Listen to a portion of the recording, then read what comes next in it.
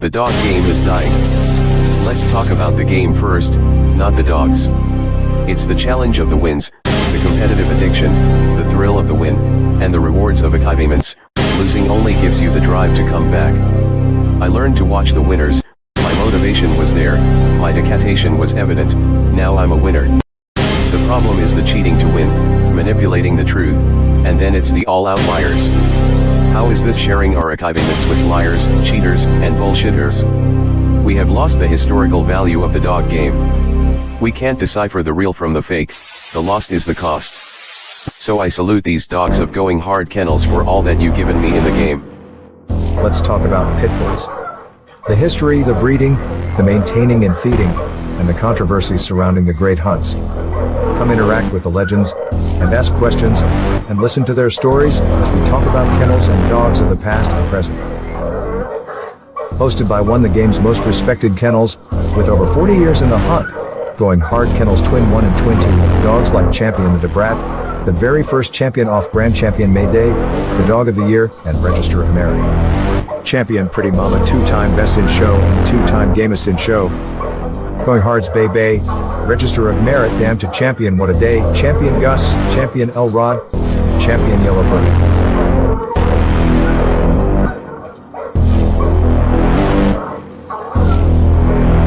So pull up a seat, and let's talk dogs.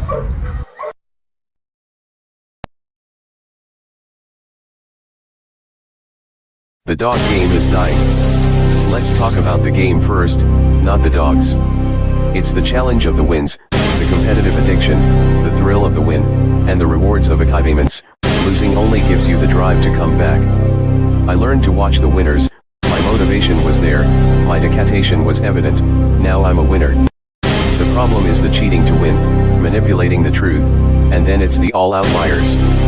How is this sharing our achievements with liars, cheaters, and bullshitters? We have lost the historical value of the dog game. We can't decipher the real from the fake, the lost is the cost. So I salute these dogs of Going Hard Kennels for all that you've given me in the game. Let's talk about pit bulls. The history, the breeding, the maintaining and feeding, and the controversies surrounding the great hunts. Come interact with the legends, and ask questions, and listen to their stories as we talk about kennels and dogs of the past and present. Hosted by one of the game's most respected kennels, with over 40 years in the hunt, Going Hard Kennels Twin 1 and Twin 2, dogs like Champion the Debrat, the very first champion off Grand Champion May Day, the Dog of the Year, and Register of Merit. Champion Pretty Mama, 2-time Best in Show and 2-time Gamest in Show. Going Hard's Bay Bay, Register of Merit, Damn to Champion What a Day, Champion Gus, Champion Elrod, Champion Yellowbird.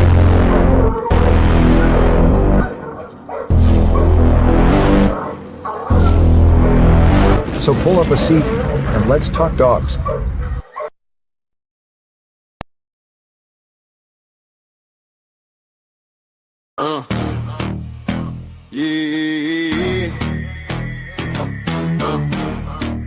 Better know my head, but don't talk about it, be about it.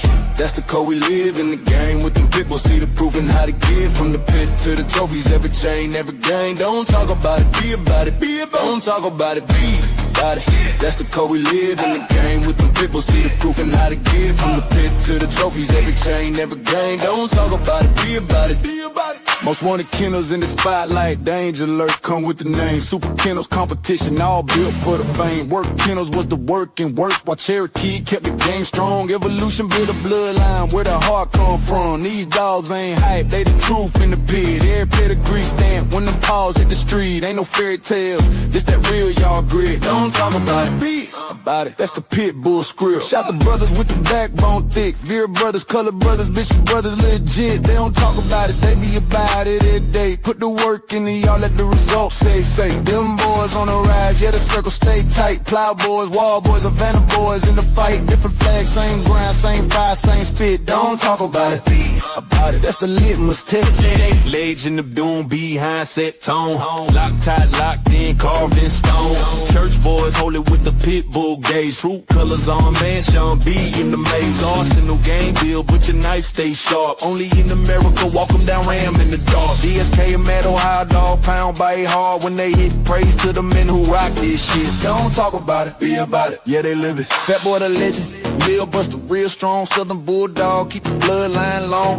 Latin force pressure, sniper don't miss. Shaded day, shaded with a killer instinct. Twist, super night power, unit whole rank. Boot camp, click hitting like a Sherman tank. Little fine with the vision. Tennessee dog pound, got their eyes on the pit. All legendary and lit as shit. Don't talk about it, be about it. Yeah, they built it brick by brick.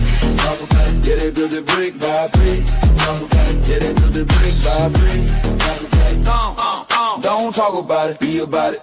don't talk about it. That's the yard law, from the pups to the legends, everybody stand tall. Every name on this track got a story that's lit. Don't talk about it, be about it. Every name on this track got a story that's lit. Don't talk about it, be about it. Call this some legendary pit bullshit, pit bullshit, pit bullshit, pit bullshit, pit bullshit, pit bullshit, pit bullshit, pit bullshit, pit bullshit,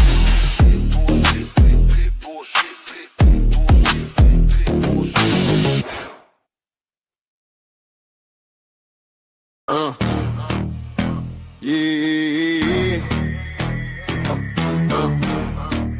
Bet I know my head, but I don't talk about it, be about it. That's the code we live in the game with them pit bulls. See the proof and how to get from the pit to the trophies. Every chain, every game. Don't talk about it, be about it, be about it. Don't talk about it, be about it.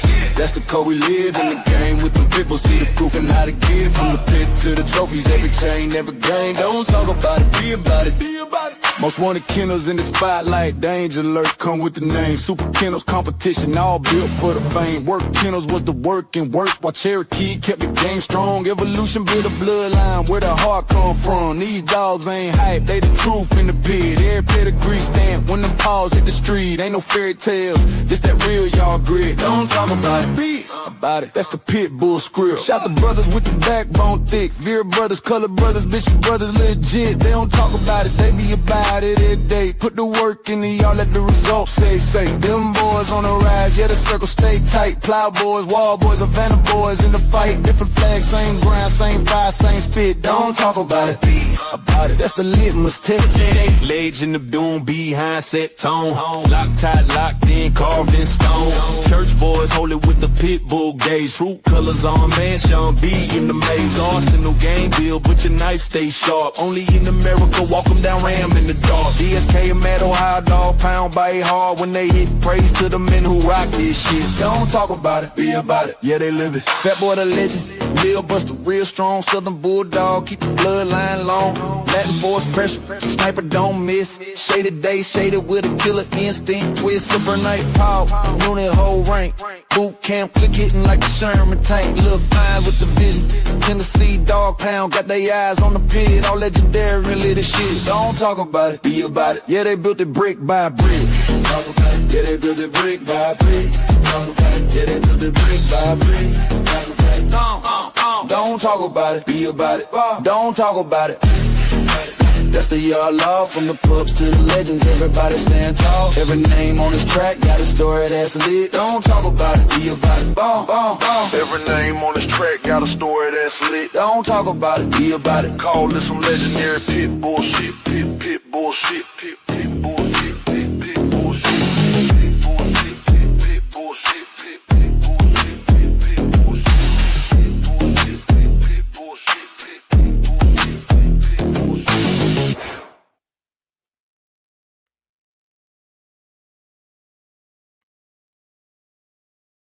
What up?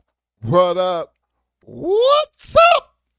It's Hot Mike Friday! Yeah! Big shout out to all my people on the back street. Big shout out to all my people in the Shark Tank. Look, tonight's conversation, man, is something that, fellas, Y'all read the disclaimer and please try to understand that any and everything that we talk about, we're going to talk about it of the past. Okay? The American Pit Bull Terrier. And everybody trying to be a breeder. Okay, understand, we come from a different time.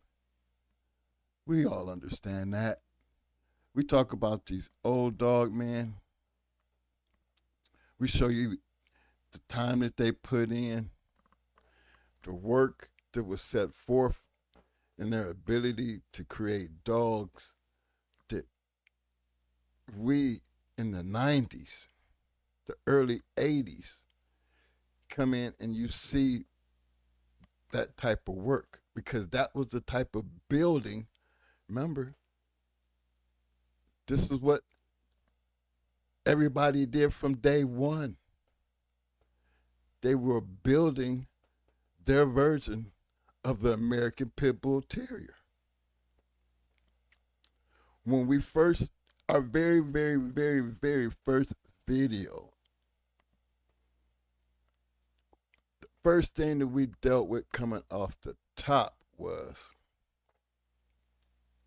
what you were going to do with your American Pit Bull Terrier. What is your purpose? Now, there's a lot in that statement. That statement has carried on for many, many, many damn years. Many years. There's a lot of them had a different purpose, fellas. They understood what they were doing and how they were going to accomplish and be, or try to be, the best at their purpose. We might go all the way back to Kobe and them, because we have to relate what was actually going on, which brought us up to a time period that we can discuss, simply because that was what was in place. But if you pay close attention, first thing and foremost, they all had the same purpose. Okay? Nobody's telling you how to run up the wall. Nobody's telling you how to train one to run up the wall. Nobody's telling you, what it takes to make a great weight puller. What we're telling you is there was a time period in the history of the American Pit Bull Terrier, a dog that was bred for a certain purpose, and what these men created over the years, they created what we call the American Pit Bull Terrier, the game dog. So, the standards had already been set. The blueprint was made in so many different ways. We have shown y'all everything from the back, everything prior to us coming in, even the things that were going on when we, or how we grew in this game. But everybody basically was working off the same purpose. And I felt like that's important, because we can't get away from what history put there. And you can't look toward the future and sit here and tell yourself that, okay, that purpose can go away. I can just breed dogs because of what they used to do.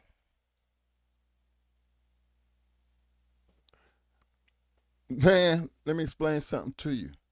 I wish it had been that easy. I guarantee you, every person that we have talked about, every person that has come on and shared their experience, all of them going to just basically say we all had a purpose.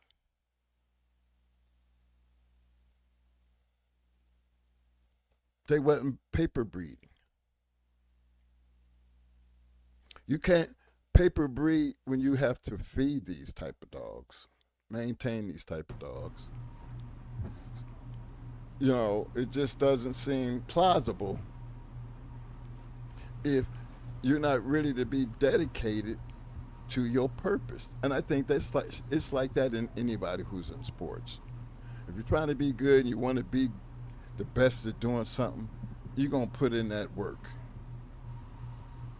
You're not going to be out there training to be the best football player and turn around, you know, and at the same time you're doing that, okay, but you're training to be a football player, but I'm a shoot hoop. You know what I mean? You got to first pick what you're trying to be the best at and just ride it out until you're there. And that's how these dogs was. Times have changed so much that you slip up and you find people talk about the game puppies. I mean, I'm trying to figure out what a game puppy look like. Off a game dog.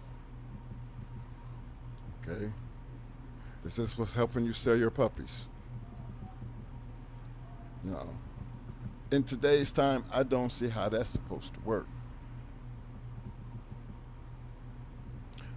But if you listen to the format of the building of the American Pit Bull Terrier, and when we first started this, we always and will continuously say, it all depends on your purpose.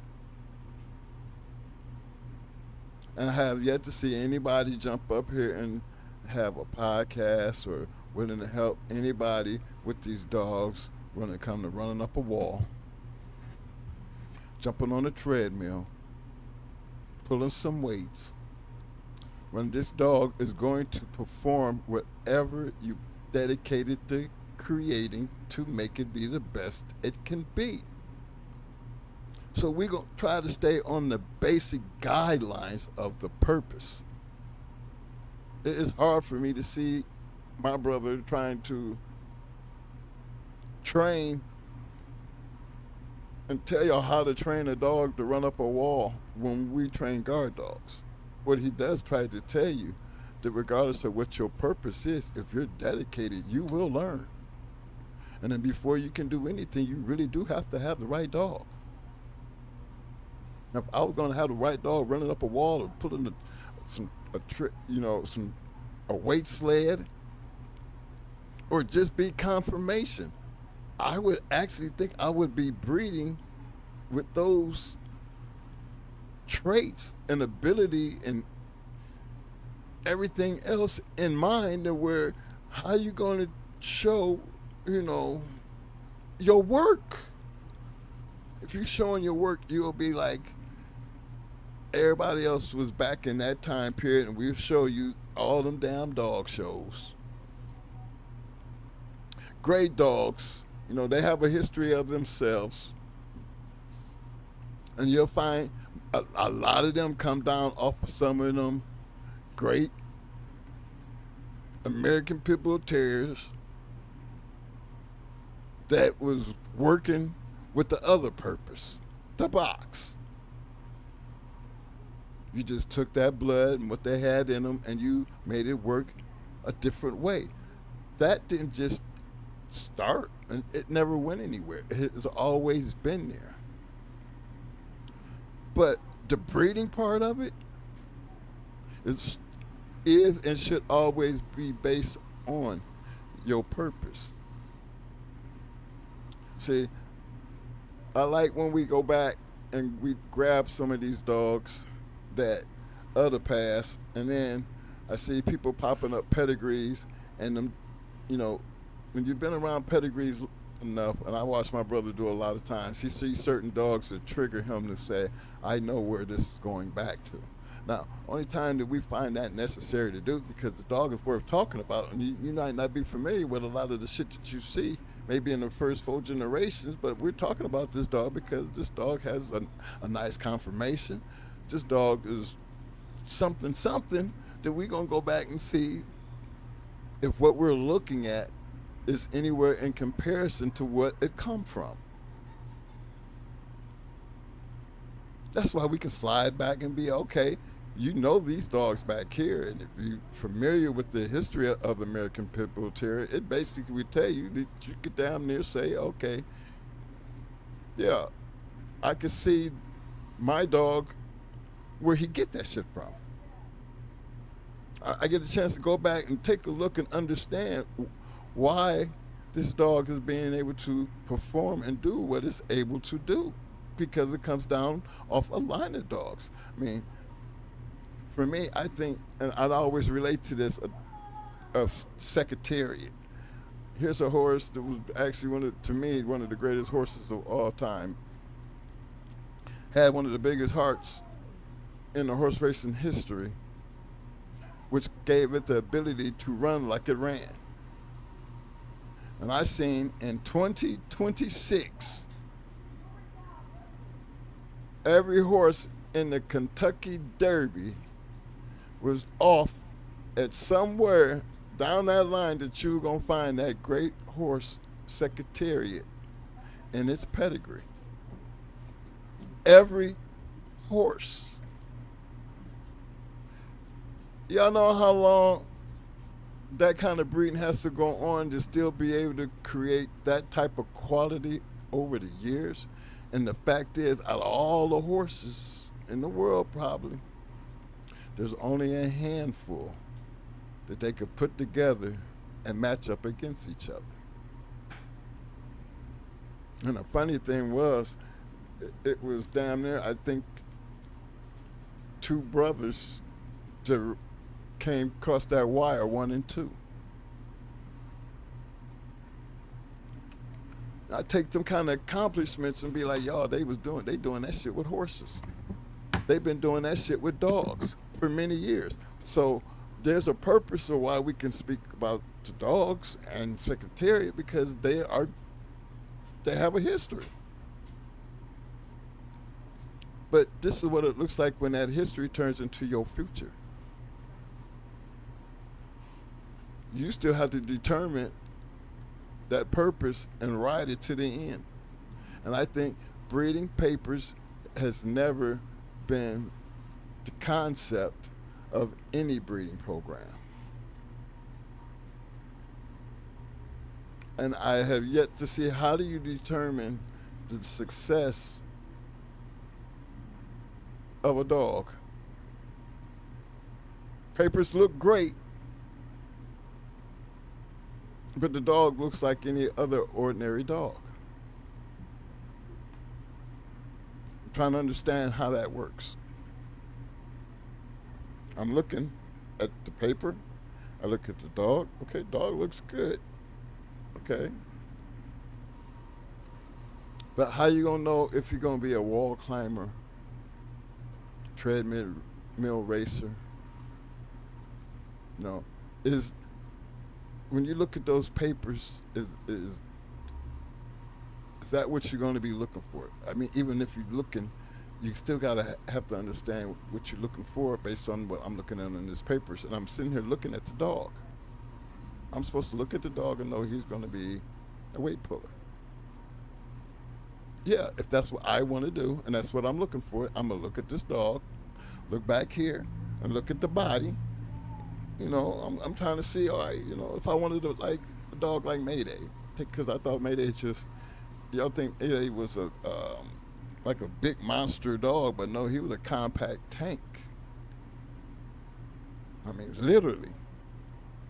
And then when you see dogs where people never seen but pictures of Mayday, they be really thinking they be having these big ass Mayday dogs, looking Mayday dogs, and you know, and it's easy to say it's Mayday, but wait, Mayday was a very, to me, he was a big dog, but he was a little looking dog compared to what you think a big dog's supposed to look like. To be such a monster. And if I had seen Mayday and was like confirmation wise, yeah. I wouldn't have been about no weight pulling, wall climbing, or nothing else. All I would have to do is put that big head motherfucker in shape, and hey, confirmation wise, he without never having to see the box, he could be that confirmation monster. Maybe he was a grand champion confirmation dog, but did his box history help him with that? Well, probably. That's the great Mayday.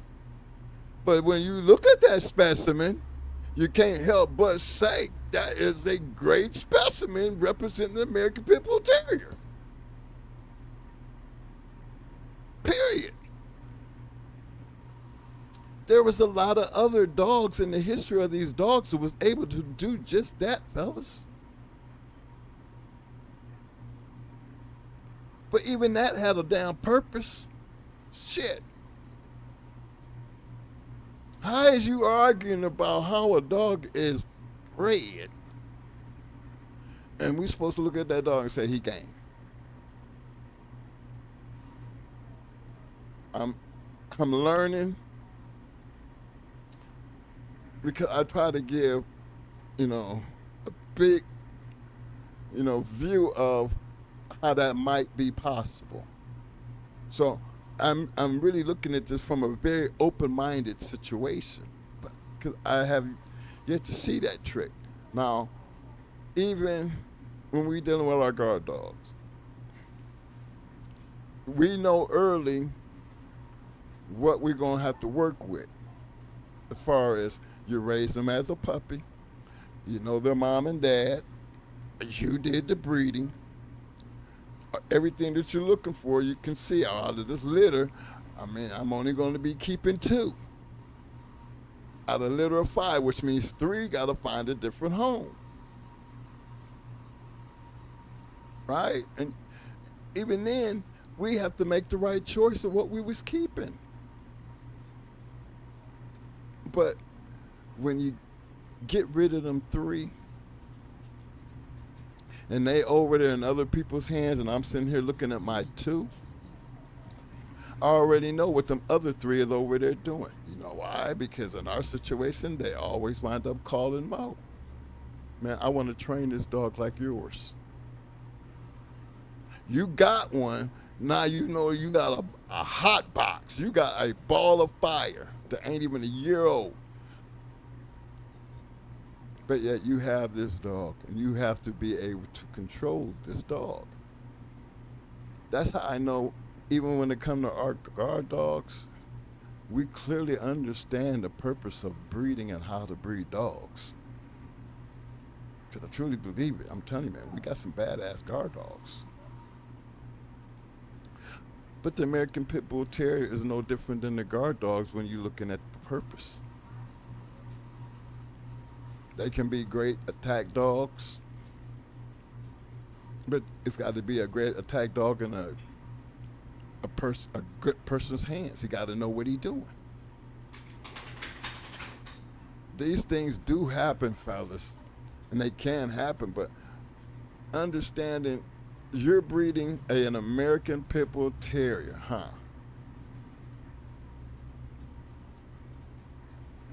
What makes that American Pit Bull Terrier,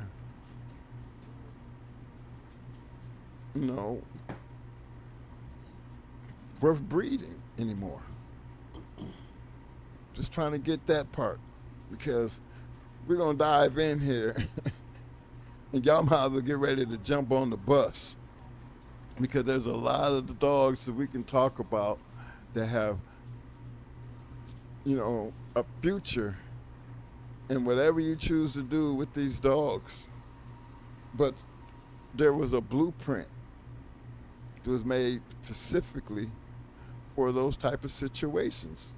Because if you're breeding for papers and you're seeding certain dogs in your papers and you have this dog, it is good to know that you could go somewhere and look back and understand what was actually going on, how these dogs their attitude was, and then look at your shit and know, okay, I got a ball of fire here.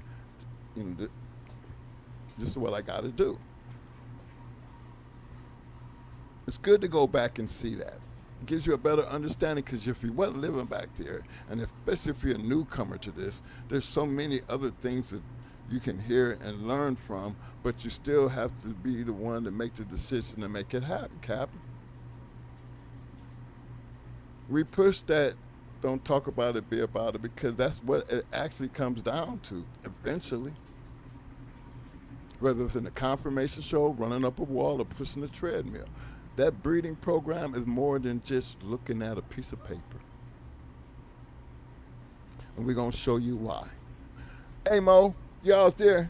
I got to run down this list. I just want to make sure you on deck. I'm on deck. Okay, hold on. Let me get my peeps out the way right quick. Let me see. My man, Mike Red Boy up in Shreveport in the house. What up? Bam! Yo, Melee! What up, though? My man Havoc 360. What up, fam? My man. That's another one of my brothers from another mother. El Killer. Garland McGett in the hills. What up, fam? I still ain't got that number. Hey, Mo, did you ever get his email? Man, you need to check the mail. I'm trying to get his phone number. Big shout out to my man. Huh? I haven't got it yet. Okay. Waiting on you, Garland. Big shout out to 6143 in the house. What up, fam? My man, John Johnson. What up, fam? My man, Mr. John Debris. What up, though? The Mad Doctor in the house. What up, fam? Long time no see. What up, bro? Yo, the insert honey badger in the house. What up, fam? Let's get down this list right quick here. Yo, what up, fam? My man, Michael Schrader in the house. What up, bam? 1978, Lloyd's in the house. What up, fam?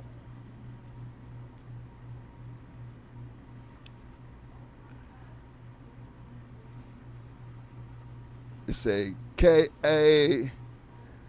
Mingu. What up, fam? Welcome to the Shark Tank, fam.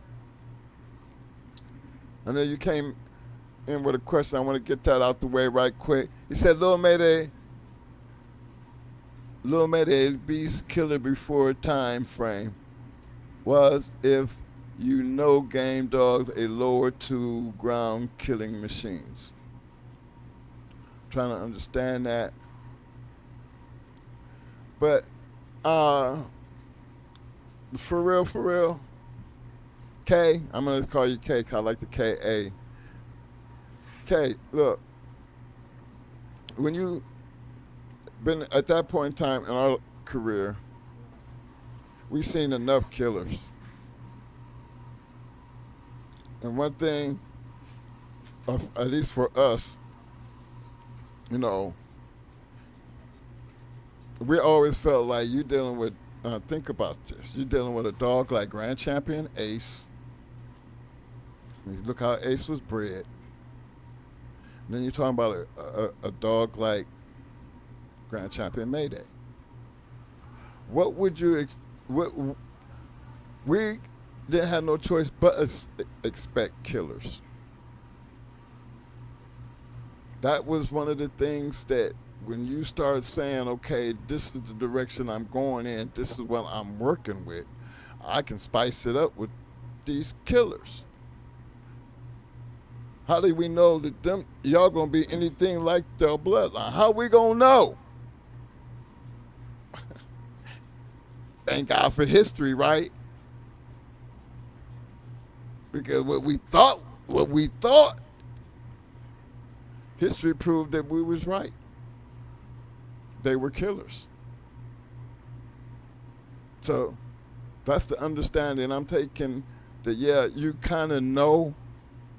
That's why you look back at where they come from. This is why you did what you did. It took time to watch them grow up.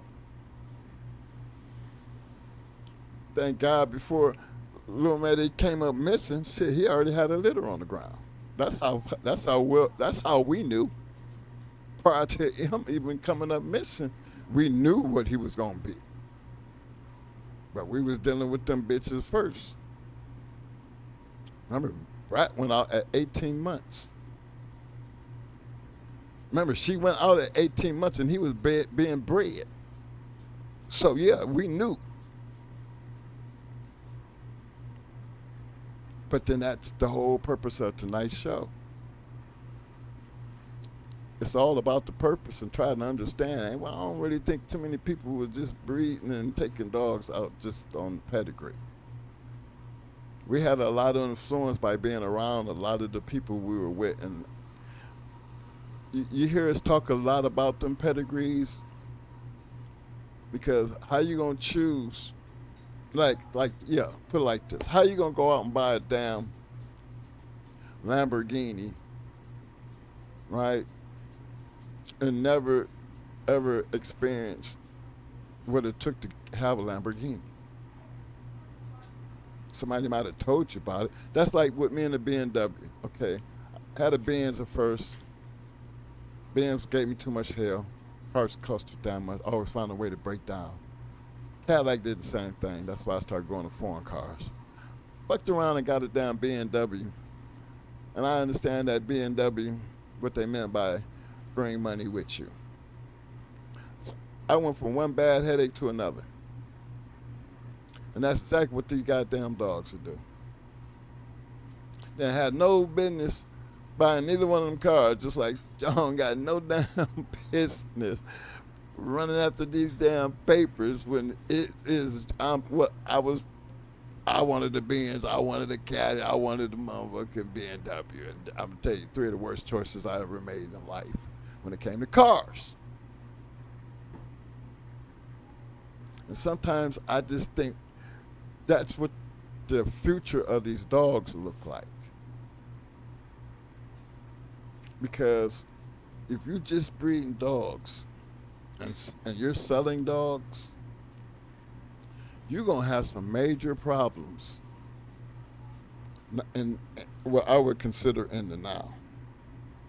'Cause I see people making these crazy mistakes. And when shit go down, knowing, who wants to go through that? I don't think anybody wants to go through that. So what are you spending your money on? What is the big argument when it comes to how a dog is bred? Again, I always tell y'all, the basement has always taken care of itself.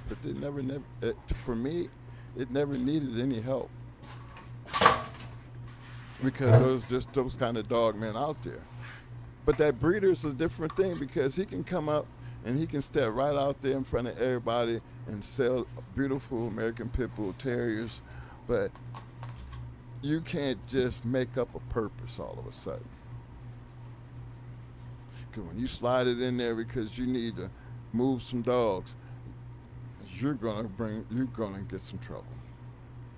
And I've seen a whole lot of that going on. And fellas, we just gonna go back and jump on the bus and let's get the mindset right and understand why we talk about the dogs that we can talk about, and because of the success of the dogs moving forward is why you can still go back and understand what you feeding. And it be for me, I always say if you're trying to be a breeder, take a page out of Summertime Gardener shit. But there's so many more. It just nobody's doing it on the level of time. But there's a lot of great dogs out here. When the last time some of y'all been to a confirmation show or a weight pulling contest? To me, and for me, going to and even judging the show, I was very, very, very impressed that, not being a part of it as far as ever prior to doing it, I could see myself getting hooked if I was still dealing with dogs. 'Cause I just really truly believe we could definitely bring in a specimen. And one damn thing for sure, when you see that specimen, his attitude is going to be every bit of what you see when you look at him or her. I want you to see her body, and I want to see her attitude, because I can't show you shit else.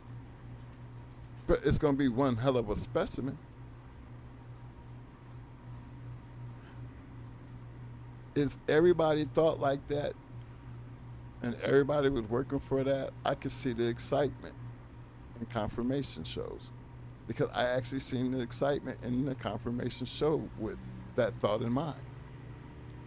There was some great conditioned acting dogs. You don't know if he gained.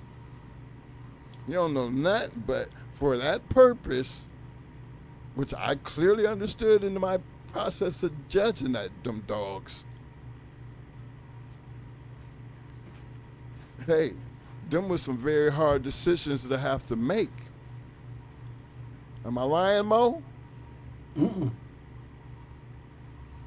sir. You know what I'm saying? And for a person like us, and we looking from our standpoint, we have had enough dogs put in condition. And even though the purpose was different, we know when somebody put in the work compared to somebody who just showing up with a dog. You're going to be able to tell the difference. And man, when you got people putting in that work, you can tell the difference. It's just when you have to make a choice of what makes that one better than the other. When everything that you would expect and want out of a dog that I'm looking at is right there in front of me. Happen to be in 3 dogs. You know what I mean? That's a very hard decision to have to make, and I can see why it's hard to judge those kind of shows. So that's why we jump on the bus, because our intentions went way beyond just looking and attitudes, which led to a lot of great shows. Remember, people were actually, selling these dogs, and selling puppies in the Journal and the American Game Dog Times and other magazines and things back real strong back in the day. That purpose, it didn't matter. Remember, they put Grand Champion off the like it wasn't shit. I mean, down Journal and American Game Dog Times, that's how they put it out there. You take all that away. Say all that's gone, because the minute Word Kennel got busted and they took it as it was true, that ended. Now, why? I mean, I got champion so and so, but that leads to a question. So we're gonna stay in our world of, when we say grand champion or champion, we are talking about match dogs of the past. I think you're doing yourself an injustice discussing anything as far as anything in the future or trying to sell dogs based off a champion or grand champion if you're selling and trying to be a breeder, because those things don't lead to nothing but some bad things. And I just hate to hear people argue and fuss over papers and how a dog's bred and the man's yard is shitty or all that kind of shit. And it's so openly like it is supposed to be okay, and it's not. So, the reality of breeding, what newcomers need to know before making their first pairing. The reality, that first thing man, what's supposed to be your purpose? Let's start right there. Understanding historical bloodlines, genetics, and responsible breeding practices. Now, I'll take you back on the bus. Preserving the pedigree, understanding the historical bloodline, the genetics, and the responsible breeding practices. Okay, that right there means a whole lot when you talk about any purpose. Because what the hell am I preserving? You already know what we was preserving. So our reality of the breeding thing and the preserving of what we trying to create always led to the next thing that I want to discuss, and I know Mo is going to jump into a little more. Structure and conditioning. That means you're evaluating the health, the temperament, and the functional working ability. The functional working ability. For us back in that time period, you raise it. You got to keep them healthy. You're spending time with them so you know the temperament. You understanding the dogs. Remember, you should understand the historical part of your genetics and the bloodline to be a responsible breeder. So to throw in with the structure and the conditioning and evaluating the health, the temperament, and the functional working ability, you're still on the right track of creating whatever you're trying to do if you're putting forth those efforts. In our time, I stress why we can talk about a lot of dogs of the past that you're going to find in your pedigree. Because understanding the genetics part of it, and taking what you're seeing and understanding the temperament, you might be able to understand why maybe I can have a conformation dog.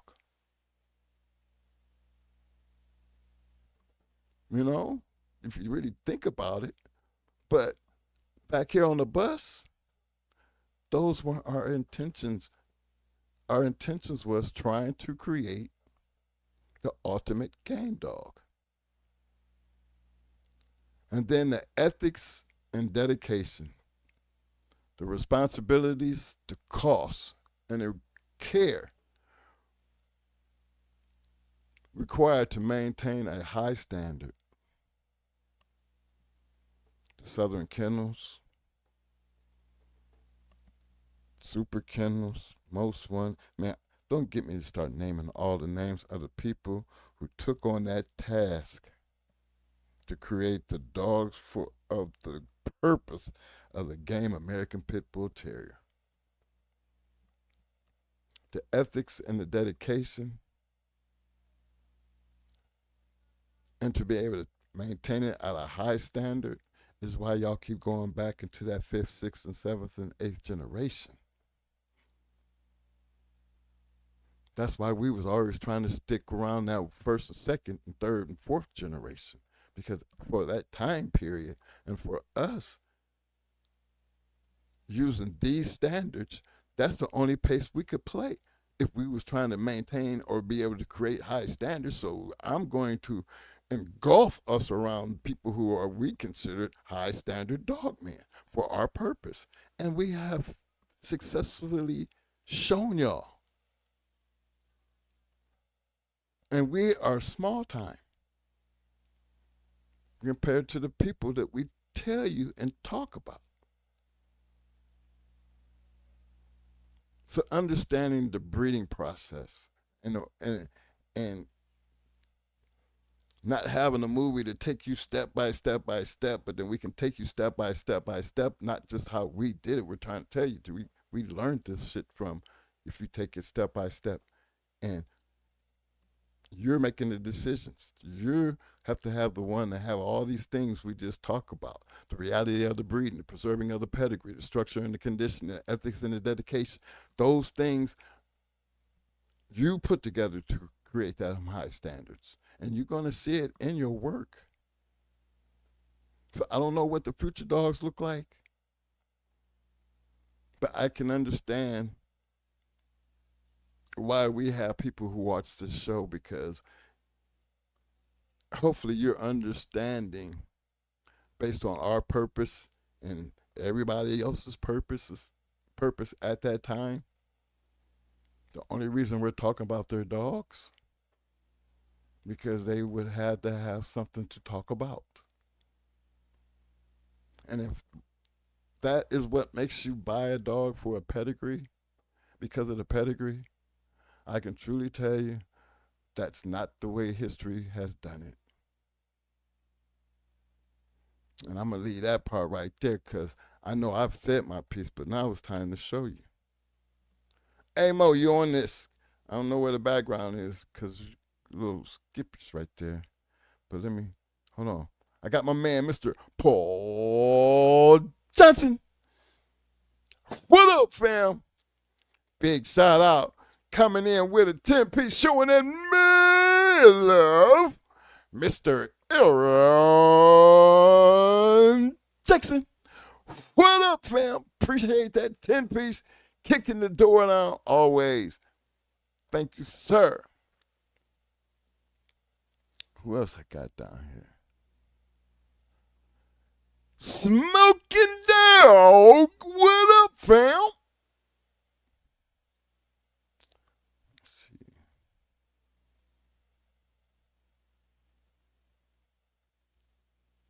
Let's see. My man Insane said Jeep versus Spartacus. My money on G. Uh-oh. I'm thinking G.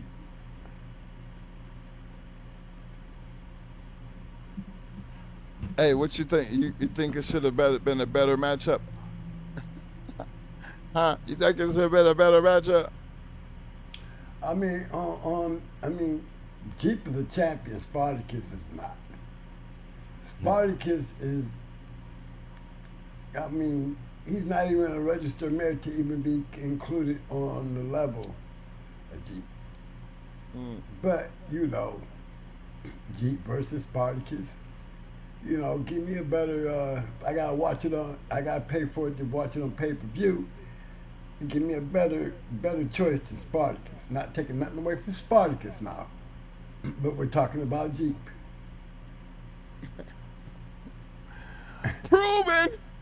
Proven. Hey, that Spartacus, man, come on now. Could have been somebody else. Give me That's what I said. Exactly. Insane, you know. I ain't taking nothing away from Spartacus, but that's Jeep. Come on, give me another one. Just give me another somebody one. else. Put Jeep with something bigger than that. But Bulldogs and prospecting in the house. What up, fam? Long time no see, but I seen you. My man. I don't know. Brother. I think Game Dog University. I'm betting on Luke Kane. I know y'all gonna say, "Oh, you're a Mayday man." No, I just know that Jeep went with a homer. Okay, I can tell you this much about Luke Kane. Luke Kane is not Homer. It wouldn't have took Luke Kane long to beat Jeep, especially when it came down to getting into a marathon. Let me tell y'all something. One thing about them D South boys that they had, they dogs were game is all outdoors. You was not going to beat Luke Kane, just like you wasn't going to beat Luke Kane. Just like you wasn't going to beat Champion Max. Max was an old dog, and they still couldn't stop him. You know what I'm saying? They still couldn't stop him. What about the red dog you got from STP, Mike? Yeah. Remember, he won Gamers and Show, a dog that they gave him for selling him Luke Kane. Dog came back to Florida and won a Gamers and Show by beating a great dog. It went well over 3 hours, down near 4 hours. That's Bemis. That's that STP. And then that dog went on to create Dum Dum and Trina.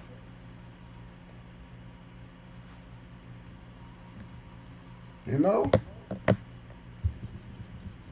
And what did STP get out of it? Another grand champion to his list, plus a registered mare. That's John Bemis.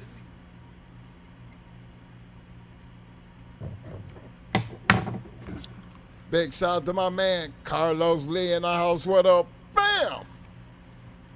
Carlos. Showtime Kennels. What up, fam? Hey, Garland, you be saying some crazy shit. He said Secretariat was a freak. Yep.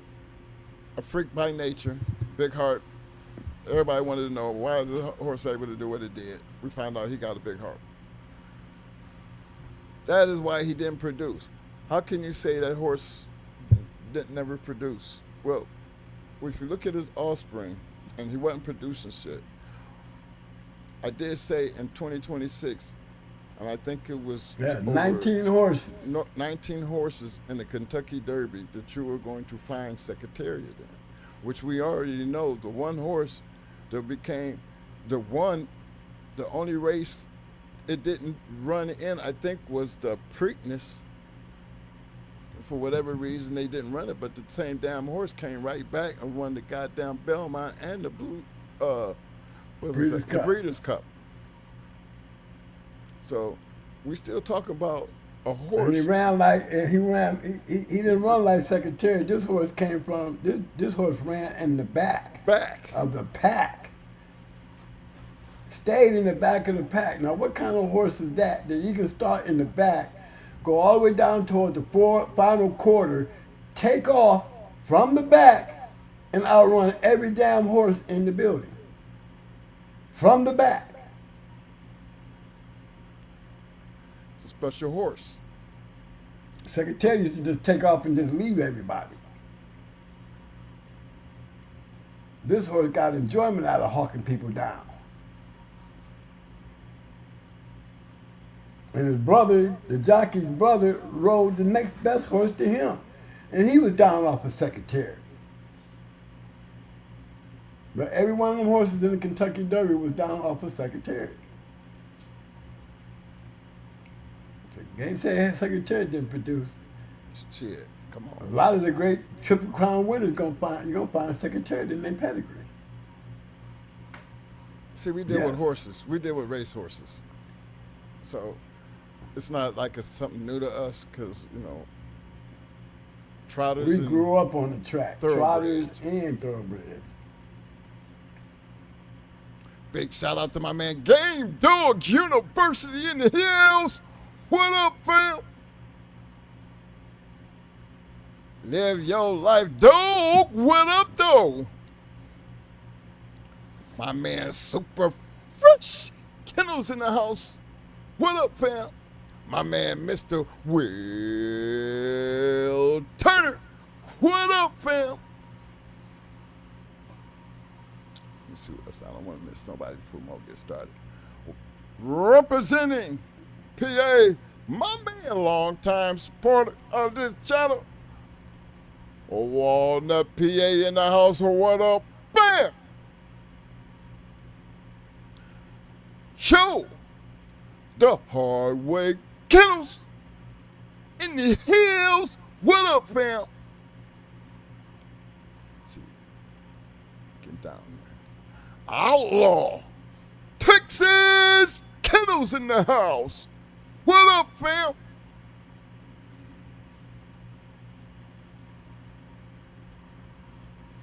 Hey, what he said, Jeep and Luke Kane at 45, 47. I'm Luke Kane all day. Mm-hmm. It wouldn't have went no 4 hours. It wouldn't It have went wasn't no 3 hours. no. I'm giving Jeep all the credit. He gonna make it at least. If he game like they said he was, I give him an hour 30. That's about it. That's it. At the most, and that's giving him a lot. You know what I'm saying? Cane Dog University said, yeah. Thoroughbred, Arabian, American quarter horses. Shit. You know how fast you got to run to be a damn good quarter where the people talking about it? Shit. It's been a lot of great quarters, too. My man, Mr. Jason Clark. What up, fam? Who's that? Cane Dog said, nah. Jeep Luke Cane, I give it 35, 45 minutes. He shortened the clock. Shit. Goddamn. Give G some love, baby. Give him some love, man. Man, come on, man. You can't say. He said 35, 45 minutes. Look. Well, we gotta get Jeep back on the registered merit list because we all will be in agreement about Jeep when it comes to Jeep and his career as far as the box. I mean, for real. He was just a lucky dog. I mean, look, he missed Angus twice. Now, what do y'all think? Y'all think Jeep would have lasted with Angus on some real shit? Just looking at the body of work they was putting in, it's just sad that they never got a chance to get that off. But Homer stepped in the middle of that shit, you know, and there was a whole lot of, you know, history will tell you there's a story behind that. And we really knew the Bishop brothers. So we knew they had their hands in it. Yeah, they were the first ones that had to crack at it. Yeah. We talk about the brothers, the Bishop brothers, but a lot of y'all don't know who the Bishop brothers was. But the people up north, New York, in that area up there, they know. When they bought a bulldog, they bought a bulldog. And they have some going like Barney shit that'll eat your ass up. Eat your ass up. Kept it tight too. Yep. Yeah, they have some going like Barney.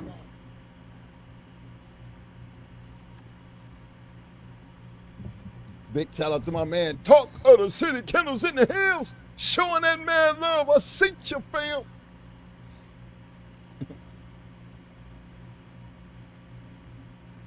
Cane Dog, he figured, he said, all right, it would at least lasted an hour. All right.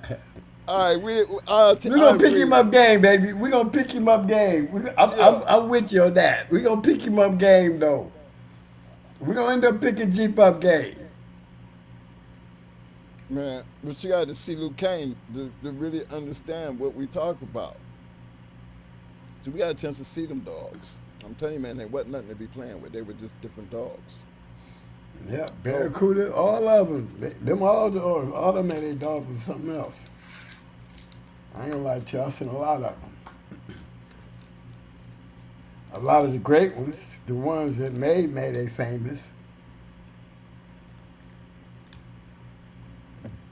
Yeah. Hey, Mo, I'm going to let you do this because I got to step over here. I'm going to start handing out my man his hardware. Yeah, get that hardware out the way. Hey, I'm gonna throw a loop in here on y'all. Hey, let's go Frisco. Let's go Tom Garner versus Gary Hammond. What y'all think? Tom Garner versus Gary Hammond. The Frisco dog versus the alligator dogs. Let's get some opinions before we get started. Who y'all think? Who you taking? And that's a good one. Y'all got to admit, that's a good one. They both been around forever. I have pros and cons. I have my pros and cons now. I carry my pros and cons. Because I don't remember Gary Hammond running around with a sperm bank. Okay? So, if I'm in the casino and I'm looking at that right there, I'm looking like, hey, Gary Hammond, he wasn't running around with a bunch of straws. So now I got to go over here and look at Tom. Okay, Tom. 30 years, got straws. He got dogs 30 years ago, got straws on. I think he just got down and used the last bit of the spike shit he had. Think about it. You go to measuring that up.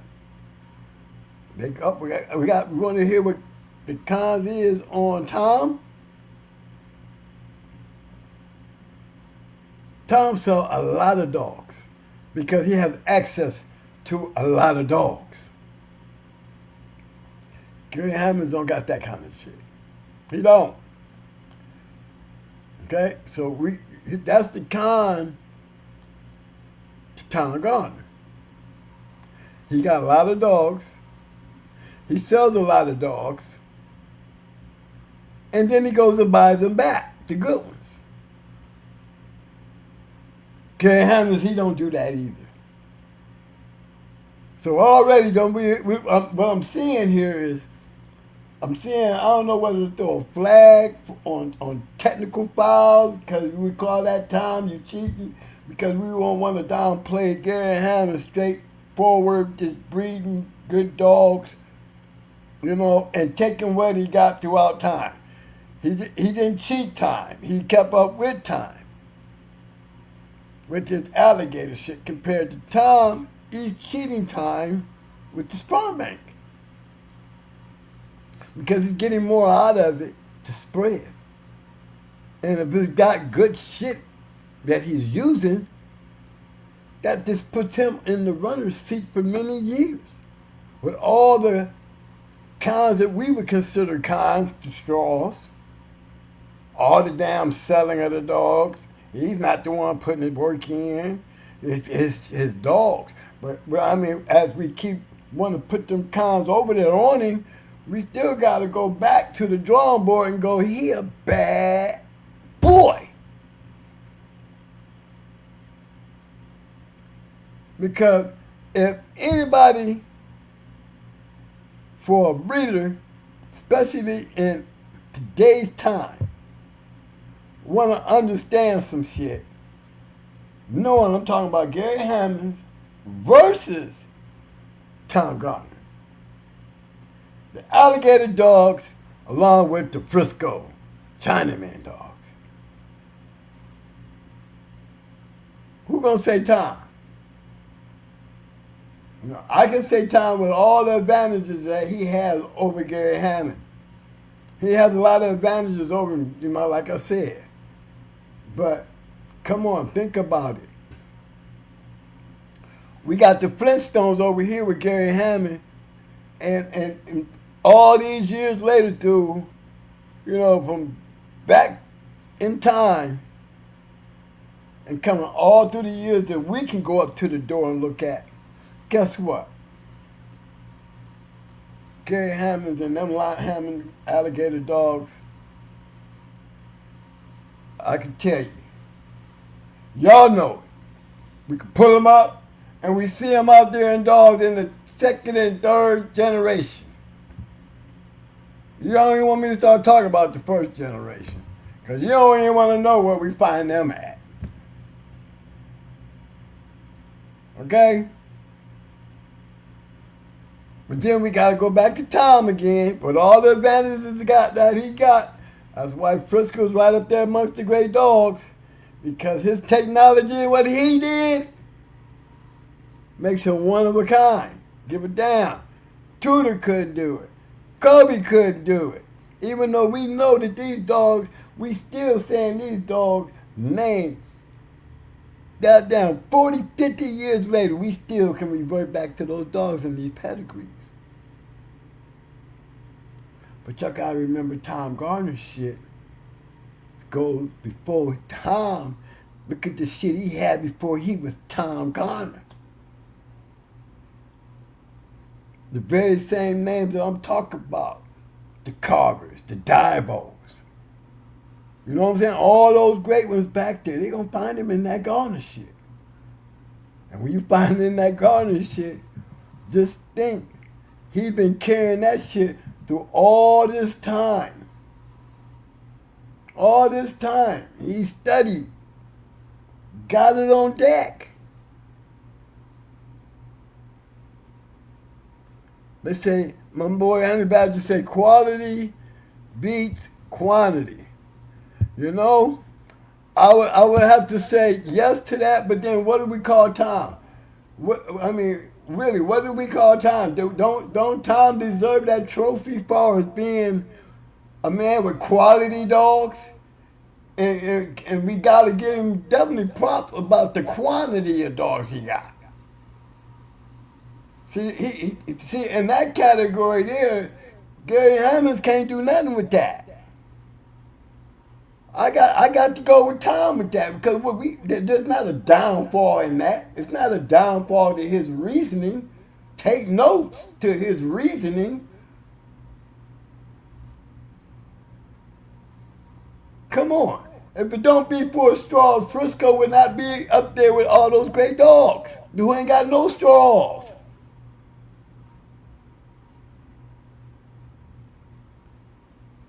He just has a lot of dogs. And why do we talk about his lot of dogs? Because a lot of them dogs were great dogs. We don't talk about bums over here anyway. Give it down how they breed. We talking about great dogs. And John Johnson, here's another one. Let's see, no, that ain't John. There you go. Alligator was known to be a super rough dog. It's not as much as alligator as it is the dogs that alligator produced, Mr. Johnson. You know what I'm saying? I mean, for real, that's the key to why we talk about Gary Hammonds going this route and then Tom Garner going that route. And Jack Clark, hey, I got to say this, Jack. Okay, and I wasn't a Tom Garner fan until I started looking into Tom and studying Tom, and then had a chance to meet Tom and be on the man's yard. Bruh, ain't no way in the hell is that man overrated. No. I'm trying to tell you, Carl. We were down in the lab. No. He's not overrated. If anything, he's underrated because they don't give him enough credit for what he has done. And I got to agree with you. Vinny and BCC, saying they have better Chinaman dog, but I'm going to have to disagree. And I'm going to tell you why I'm going to disagree. Because how many times do I always talk about them top 5 males and them top 2 females on the registered male list? And I don't see Vinny name up there. I don't see Vinny dog up there. Now, I didn't say his dogs. I said dog. You can't give him one. PCC, got to give you the same goddamn thing. Yeah, they got good dogs. And they got a lot of dogs. You know? And I can say that they are just as good when it comes to quantity and quality. But they ain't Tom. They ain't Tom, fam.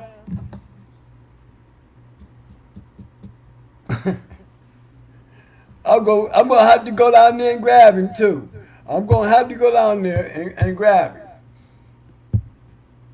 I didn't want to have to go there and step up in there, cause now we already talking about Hammonds, so now we gotta go ahead and just prepare everybody, because see, I'm looking for the rebuttal. See, now I'm gonna be on Tom's team right now. And y'all should take the those things y'all saying, better quality and quantity, bring those things to the table. Let's get some good argument. Overrated, Okay, let's talk about it. He ain't doing nothing. That's true. Bring it to the table. Because all y'all right. So Twin, explain to me what make him better than everybody. Why you calling him like he's all that? Because he is. Because you can't name me anybody other than Tom Garner who has produced more damn dogs than any one of these old dudes in the history of the dog game. Any one of them. He done outdid Hanzo, Kobe, Tudor. You can't tell me I'm not wrong. I'm not right. You can't tell me I'm not right. No way. Because it's the truth. Church. He got a place called the church. Yo, look, imagine you seeing maybe 10 puppies and I think it was 10 stalls. And then got another 10 out there running around in the pen with the mama. Like that bitch don't never come out. But you see puppies along with grown dogs everywhere. And we have to go way back here. Y'all, look here, y'all. We gotta go further than me being in the game. I came in 81, and Tom was already the man back then.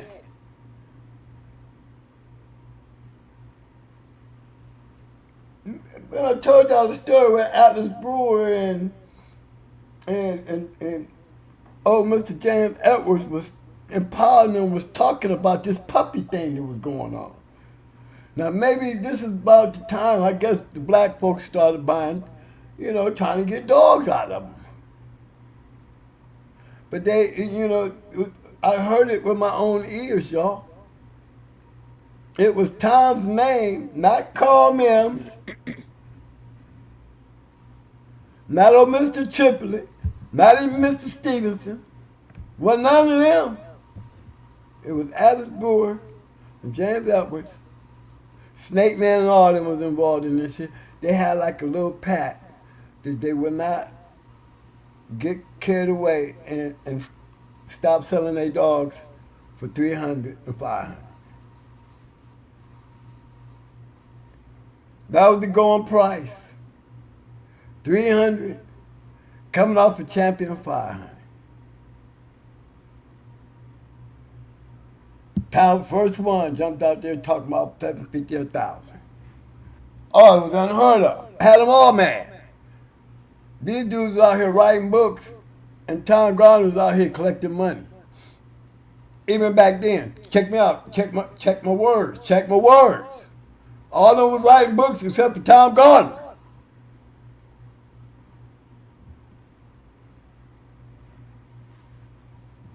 What was he doing? Outliving everybody. Everybody. He started selling them dogs for that money and pissed everybody off. That was down there, and this was before the 80s kicked in. So he was doing this shit in the 70s.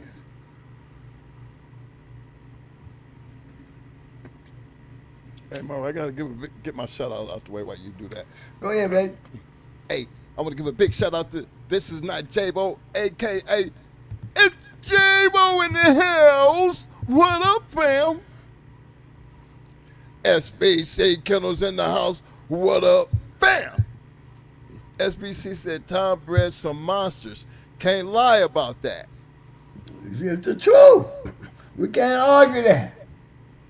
It's really hard to argue that. When and have him up on a pedestal that we, so many of us are down here throwing rocks at him. But remember now, we throwing rocks at him way up there, like he Jesus. Y'all the one making him that look. Y'all giving him that stand hold. Because y'all don't want to accept the facts and the truth of the matter. Because y'all sure ain't throwing rocks down at him. Y'all got to throw them rocks up there. And Lord knows, if you say something and stand out of line too much, You know, Tom will go in there and say your name. Okay. You better be careful fucking with Tom. Time to make a goddamn show of your Yeah, ass. make a show with your ass, Tom Gardner. Y'all, you know, you can't, y'all call yourself trying to hate on the man, but y'all the ones looking bad. Because I'm just giving y'all facts because that's how I'm looking at it. And I'm standing from a pretty good position where I can see that and what's going on. But that Mr. Hammonds, Mr. Hammonds, though, good old dude. He got his ways, don't think? He ain't got his ways. One thing for damn sure, he couldn't even hold off the cavalry. The cavalry for him came when we got control. That New Jack Air got into them alligator dogs. While everybody else went around with their little lying snooty, you know what I mean? You got them all out there. Red boy, shavers. I mean, that was the thing back then. These major names. Wild Side. You know, they was all out there. War Eagle. Dixie The battle Man. was on.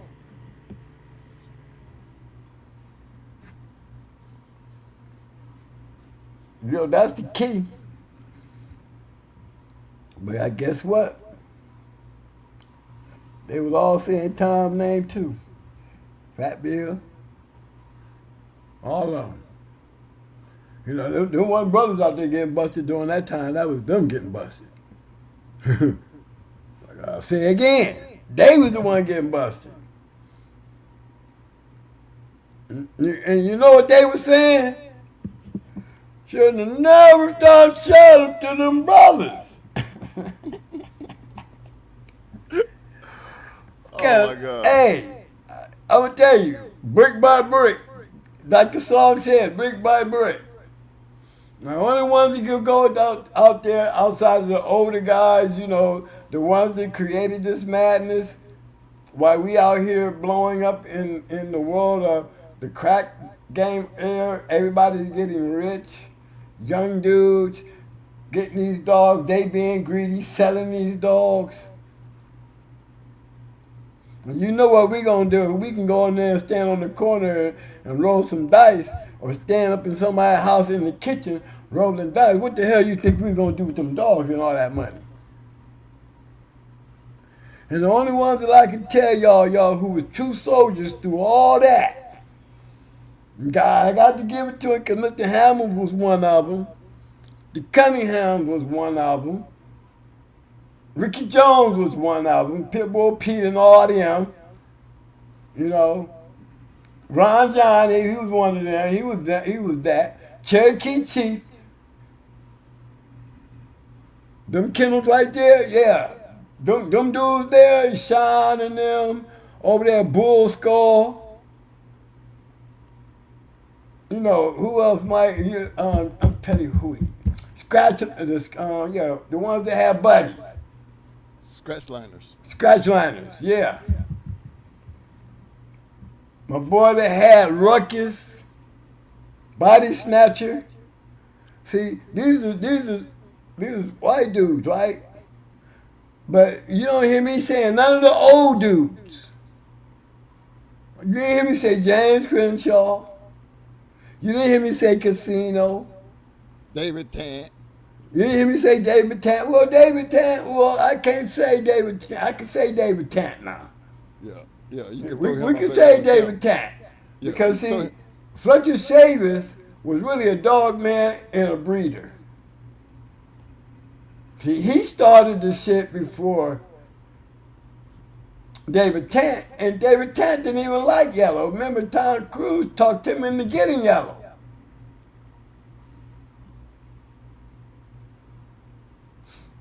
But you see how they changed? But hey, that was the thing right back then. That's when it all changed, and the only survivor, and the true survivor, and I'm talking about through the rat list, you know what I'm saying? I'm talking about through Mr. Gaston, Mr. Burns, I mean, guys, I'm trying to tell you something. These are people that y'all hear these things and y'all be like on the odd thing, and I be on the like, hey man, they was headed out the door, cuz.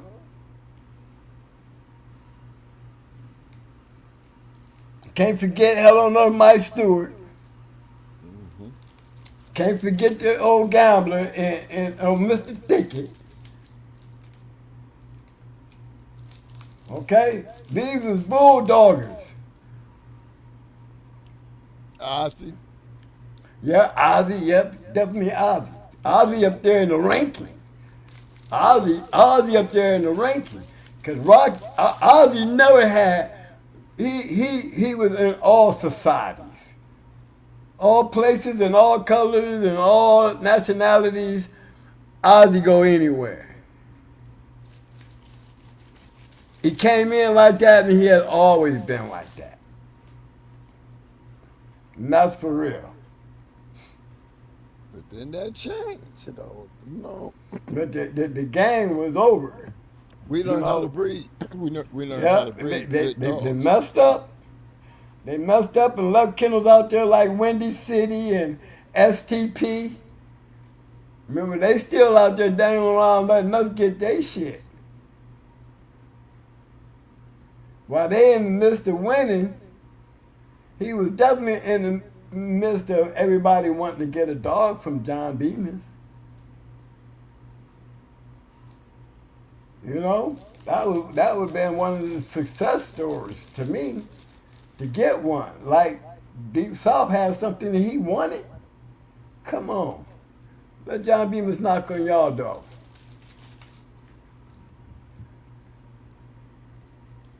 You know what I'm saying? And then turn around there and finish him off. But they didn't need no help because they had shit in the pocket.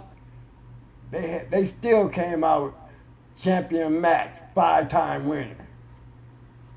Talk about Deep South. Yes, sir.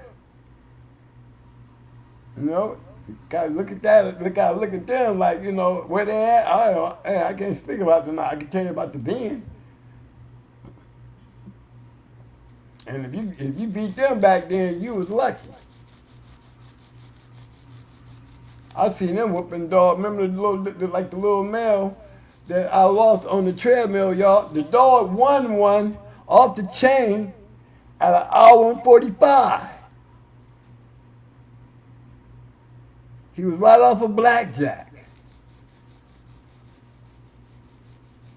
Off the chain, going an hour and 45, pulling it off.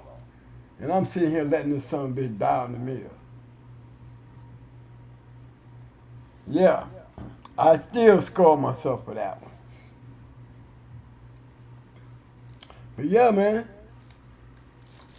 And we still talking about Town Garden because through all that shit, guess who was still binging along out there? You ain't hear Tom naming none of them damn books until them champions showed up there with that Garner shit. That's all you know. Garner. Pick up a pedigree these days, y'all look on that mug, who you see on there? Garner. I mean, guys buying dogs sometime ain't even changing the name, they leaving the Garner. They don't even want to put their name on that mug. It's better keeping Garner. Psychologically, he had him mesmerized. Because you think I'm lying, we can go pull this shit up and see Garner down there everywhere and all these pedigrees. And I'm like, damn well, ain't gonna be time to bread the shit. They use the Garner name like a brand, or what it is.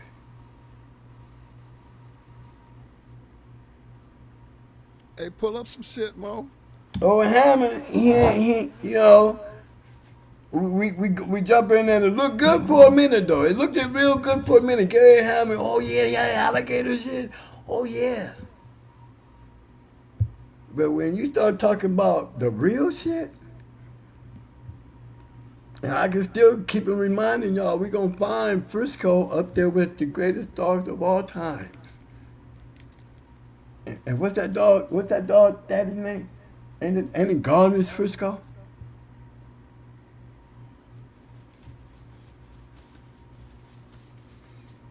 Dog man ain't did no work. Dog ain't did no work. Straws did all the work. But you gotta give it to him. I still say Tom Garner is the baddest dog man in the history of the dog game. Now I know, stop whining. I'm so quick to start whining instead of before you start sniffling and yeah. Get the proof to prove me different. Don't come whining to me and don't have no motherfucking receipts. I don't want to hear no crybaby shit without receipts. Because I done gave y'all a lot of info. And gave y'all a lot of info for y'all to debate it. That's all. But what you going to debate? But what about Hammond? Because you Well, okay, let me show you about Hammond. Hammond was like the rabbit. You know the rabbit in the turtle? No, what was it? Yeah, the rabbit and the turtle. That was the key with him. His dogs, through all the ups and downs, he was almost like Andre Giroux. See, Andre Giroux, thank God for Ozzy, when they clicked up, you know, their dogs, it wasn't really them. It was their breedings that, you know, the damn, you know, the New Jacks was getting their hands on. When you go back and look at those champions coming down off of Ozzy and Andre Giroux, that ain't Ozzy and Andre doing that. That was, them dogs ended up in them dog man hands, them brother hands. And them dogs was just getting famous just based on who they was beating.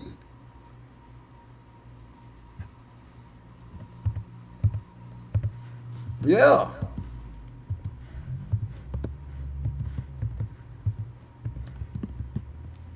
But a lot of those dogs became famous because of that.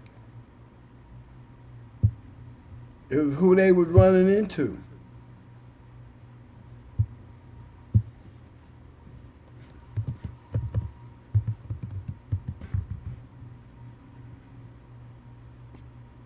Okay. Big shout out to my man, SBC. Ain't nothing but the truth, though. Remember, we talked about it when Triple M was on the show. Been like that for years, man. I still ain't figured it out. But I feel you. Yes, sir. I'm gonna keep you right though, cause I think it was a good argument there. But you know, they gotta recognize where it's at. If you can't see the argument in the debate because you gotta carry receipts, then it lessens the facts of the argument. You know what I'm saying? Where it sounded like, you know, a close race when I first said, let's do a Gary Hammond against Tom Garner. And then I gave you all them kinds of time. Looked like Gary's hanging in there. But when we start getting back to the reality and the truth that came along with it, you notice Gary kept falling further and further back. You see what I'm saying? Gary didn't have straws. That's right. But look what he did without them mugs. Hold on, I got to. Yeah, because you got to look at the people who had the dogs. I'm trying to show y'all. I'm getting ready to show y'all.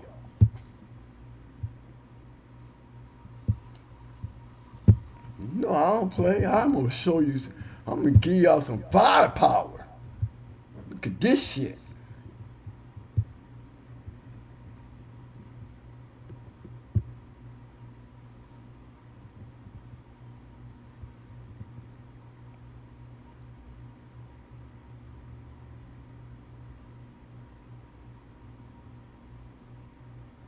Okay? You see you see the dang. Just the dog name. You see what the dog name is, right? But look at the breeding.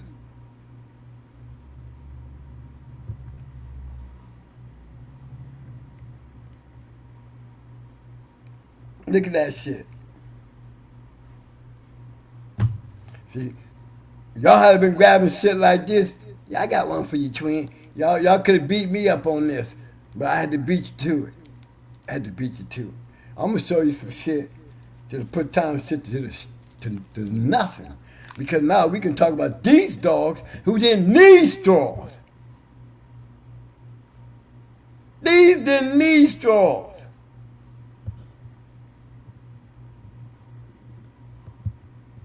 Look at the genetics walking down through there. Bam! Bam! Bam! Bam! Damn!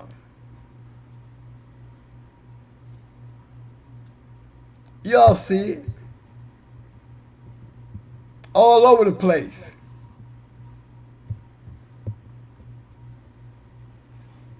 Look at this down here. You done added cupcakes to this shit.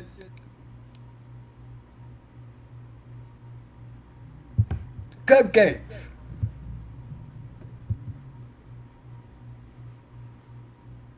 Ain't no them kind of breedings ain't happening like that no more. Y'all see that shit?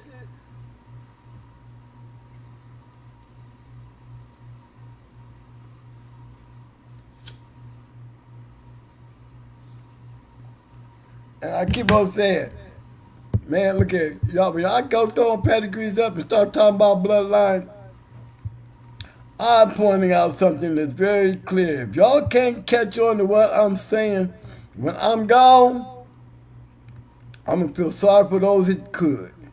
Because guess what? Y'all going to have a ball. I'm going to be sorry for y'all because I ain't there to enjoy it with you. Because, boy, when y'all figure this shit out, so a lot of y'all won't. But those who do, I'm just sorry I can't be there to enjoy it with you. Shit. Because this is the kind of shit that keeps shit going without a straw.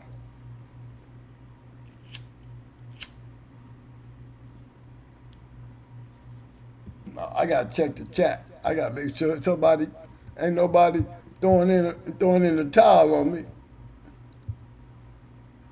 I do at least want to see, you know.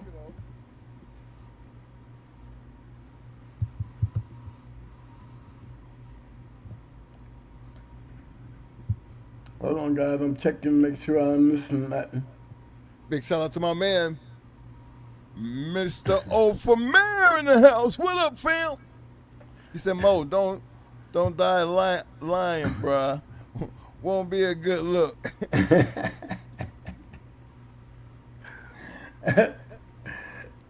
Hey, Mr. Mayor. What am I lying about, baby? I'm giving y'all facts. That's what I need. I need the debate. I need somebody to come up here with some receipts and show me where I be wrong. Because if you can't do that, you know what I'm saying? Then you gotta get with that. And if you can't get with that, we know why. Because I said, for those who get it, that's the only way it can be able to carry on. Those who don't, out of all the shows that I didn't get, and everybody in this room who've been to a lot of those shows know I don't pull up nothing but champions up in this bitch. And I'm still showing y'all pretty pedigrees. Always been that way. Don't care about how your shit is bred if it ain't one of them, because it still ain't gonna top what I'm talking about, because you ain't on this list. But if you want to get on the list, and you haven't got on at our time, then let just ride with me so I can point out on from our time where it really kind of matters, because that's where the argument is at. Look how these dogs are bred. And all these be good champions with great pedigrees. If you can understand that and get what they're doing, and you will find out they all who were successful did the same damn thing. They knew how to breed they shit. They shit. Some bigger than others. But one damn thing for sure. Y'all looking at that dog pedigree. You want to go get another one? I'll go get another one. I ain't even gonna mess with time yet. All I'm just gonna do is just go on down this list here with all these ROMs. There goes another champion Michelle. Let me just keep going. Here goes another one. Look at that breeding. Oh goodness. See, y'all should have beat me to the punch. All of a sudden now everybody know what they talking about, but ain't nobody beat me to the punch. See, I would have had this shit being thrown on the board. Do this, do that one. And this is how I combat Tom. Because I'm doing all this, y'all, with one line of dogs right here. No straws. And no straws.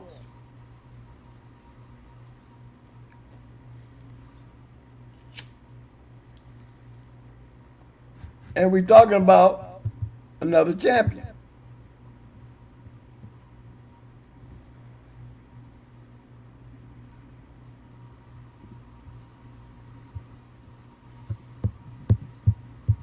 Rooster. There goes Zach.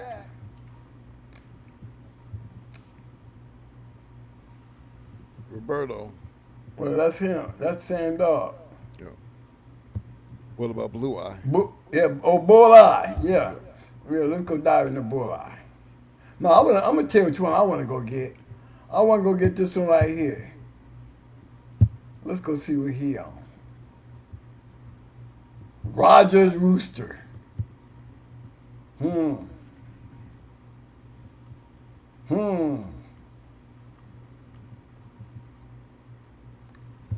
Shit look the same to me.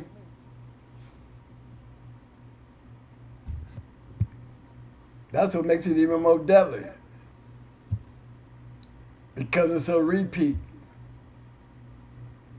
If you understand what's sitting in front of you,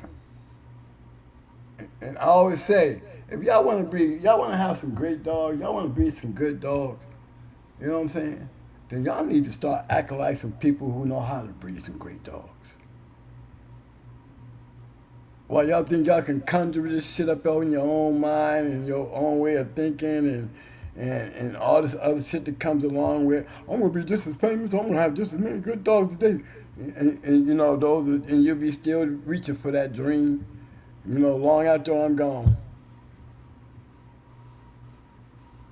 But the ones who has been stitched in stone, who understands this type of shit right here. And it really leads back to, I mean, look how many champions, y'all. We should, if we would literally add up the champions that we have shown you guys in the 4 years of doing this show. Come on, y'all, we breaking the record. We breaking the record as the only podcast that can dig in there and pull up so many motherfucking champions. You can't nobody pull them up like we can. And all to prove a point, I said 95% of the great winning dogs have great pedigrees.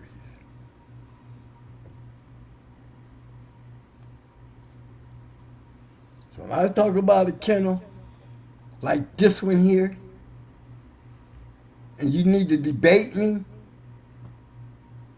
I'm giving you my receipts. I'm showing you why I'd have been over there betting with Mr. Hammonds over Tom. Because we ain't using straws. We're using generational breeding. And for what purpose? And on this show, I'm not putting up a pretty pedigree. I'm putting up a champion who got a pretty pedigree.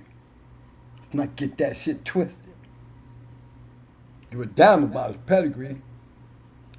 I'm feeling his pedigree that I'm looking at this champion.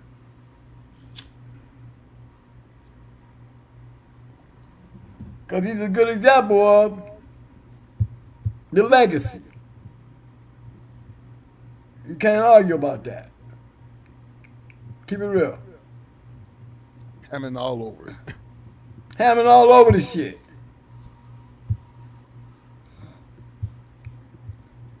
Oh, it gets worse. I mean, because it don't stop. It don't didn't stop.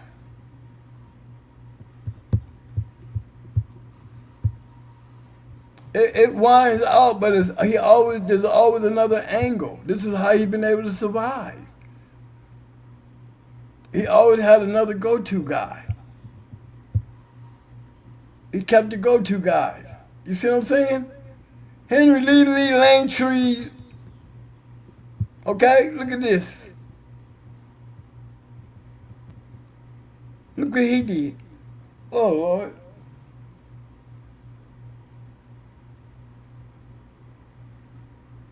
Henry couldn't do a goddamn thing.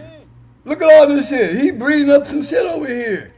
But look at this, all this gap. Where are the Bulldogs at? Oh, we got a loser.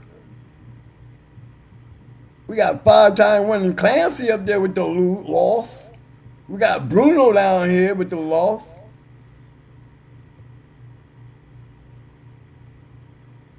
You know, look, I mean, you see what what he did?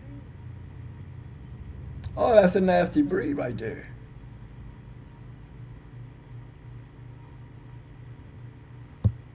And look what we talking about. We talking about alligator dogs, y'all. Got him all of them out the deal, didn't he? You already know. I'm gonna go take a peek. You know, most of the time we're gonna be disappointed. You know, we may be disappointed. I mean, we see all of them here. Expectations. Let's find out. Okay. I can't help you there. All we see is the one we was looking at. So we don't even get a chance to see what else.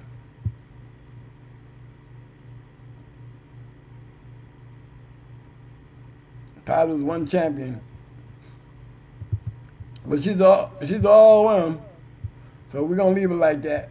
Maybe everybody ain't on here. Thank God I had the right one. Bullseye. That just show you now, Andy wasn't no bad dog then. And that's where we started at. Oh, Andy. The makeup. That's a pedigree.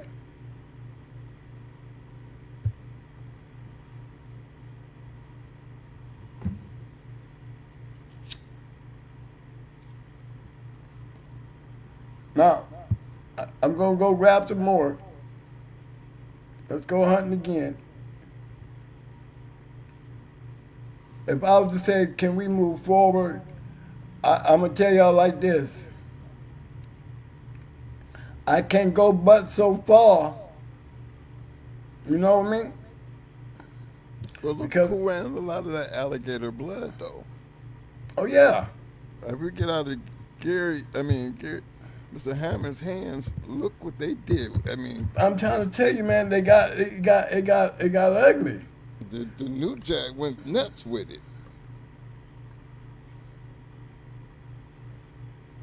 But my thing was, a lot of these dogs, you see Hammonds, These dogs was other people's shit. They were doing the time thing, man.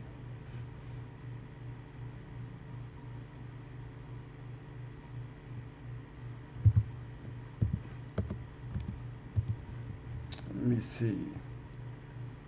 Look, I can go to Vito. I can go to Maurice. I've got to go with my name. Yeah, I'm going to Maurice. I see Friel boys on here. I see my boys Friel boys. There you go. Another shout out to Gary from the Friel boys. Thought you was a bulldogger. You fucking with them Hammond dogs too.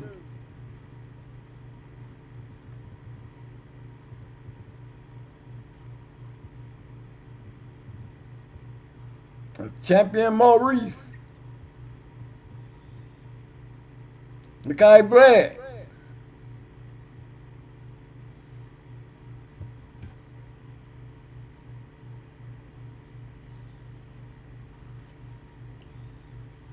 They got, you know how they be having, like, when you lose, you just get the XL, but when you picked up game, they give you the LG, he was a loser, but he was game. So every time you see the XL, what's the first thing coming to your mind? Well, we don't see the LG, we don't see the DG. So that means he quit. He had to quit or something. He had to quit. If you pick him up game and he scratch, well, okay. That's a game lost right there. But I keep seeing these XLs, and first thing come to my mind is, did they quit? Because I know when I lose one quit, he a XL. A one-time loser.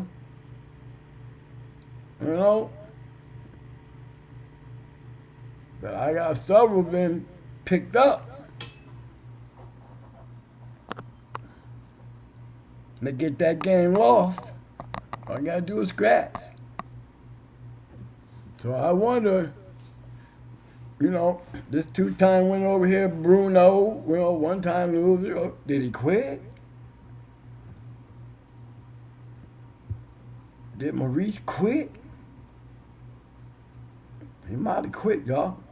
I don't see a lot of shit out of him. Okay, let's go check out Dirty, though. I gotta go get my boys they props. Let's see what they got.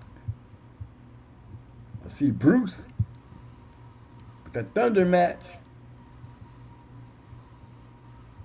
He must have been a decent dog for them to breed this bitch to him.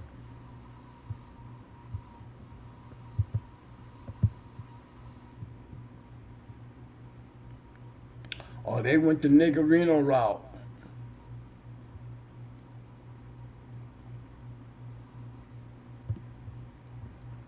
That was slick. Let's go dig in the Niggerino. There go Bruce. Part of that crew. Gary and Bruce.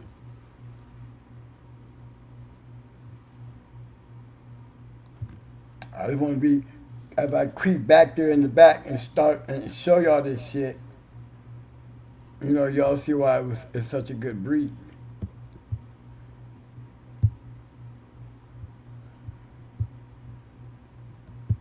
Cujo was an awesome bulldog. He was a good one. Look at that background.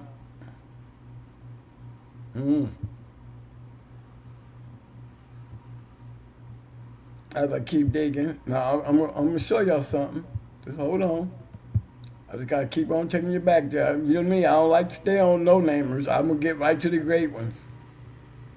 Start digging them out. We already see things changing. Okay, now let me go back here, all the way back, and go grab this Hammond shit.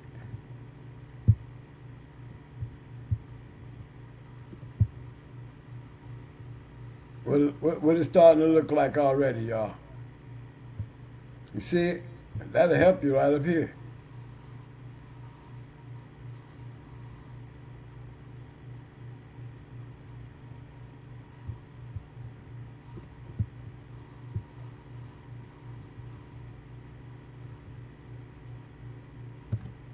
See it?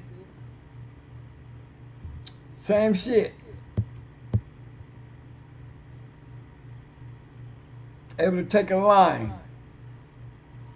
and just take off with it, and the branches that come off of it. And then those opportunities to bring it back after they went off their own way, then you got to come back and circle back and take them back into each other, and damn, they go another 10 years of great breedings without using one damn straw.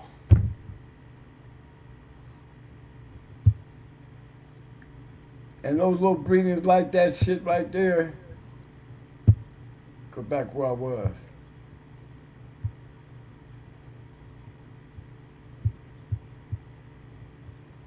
Trying to get back to my 3-year-old peoples.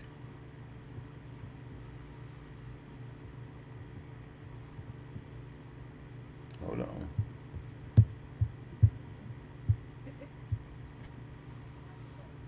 There you go. Get back over here with my 3-year-old peoples. And look how they was working their hand.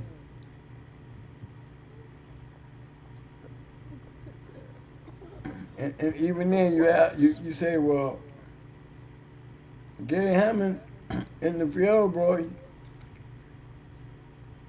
they was getting it in.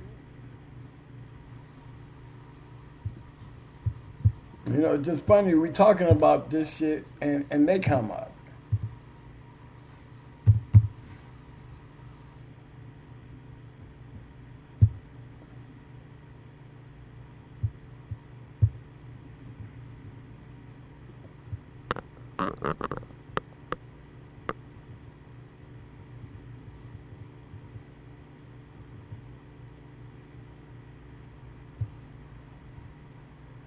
Mm-hmm. No. What y'all gonna notice in this breeding right here, evidently he's definitely a match dog. He's a grand champion. But dogs like this, we seen over there in the Hammond shit. Did y'all notice that? We seen dogs like him over there in them Hammond dogs.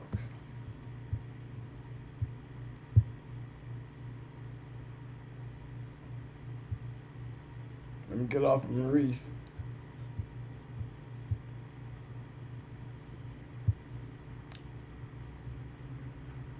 Even when they was playing around with this dirty bitch, with the niggerino stuff,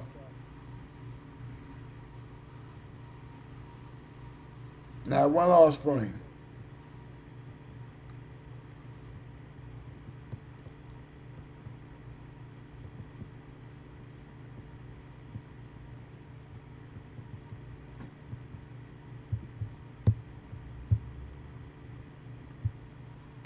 I wouldn't even want to check and see why.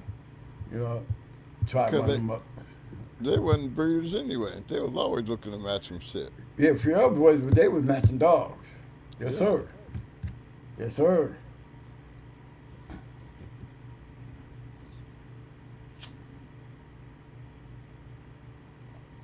We do got another song to throw together, Mike, to clean it all up. You know what I mean? Hmm. I want to make sure they get them all. So if anybody, y'all really ever paid attention to those people we be talking about, y'all actually went in there and looked up and really studied those people and their lines of dogs, y'all would see this very same kind of shit. The dogs these people was winning with and how they were bred. You know, and study it. Y'all gonna realize they all had this niche. to what it took to produce a match dog.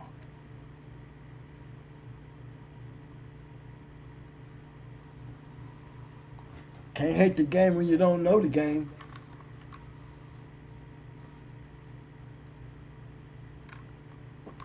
You trying to hate on something you don't know nothing about. Be careful. Hey, but y'all feel me though. Let me get back in here. So I'll be all in my little world playing around in the pedigrees and just be missing any comments to maybe ask. You know. Come on.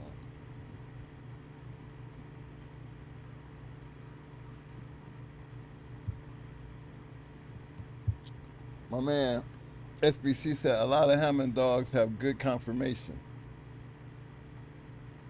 Yeah. They got them funny heads, them funny faces, man, that you know, and they can bite. That's another thing about them some bitches. They can bite.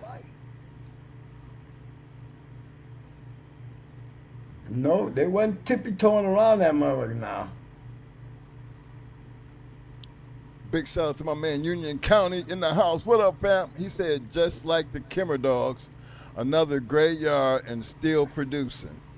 I wouldn't say they were producing because let me give you a story just before he died. Let me tell you something. He was disappointed in what he was producing. Who, Mr. Kimmer? Yes, he was. He didn't feel that his product was good as it was, and he was coming to an end of his era.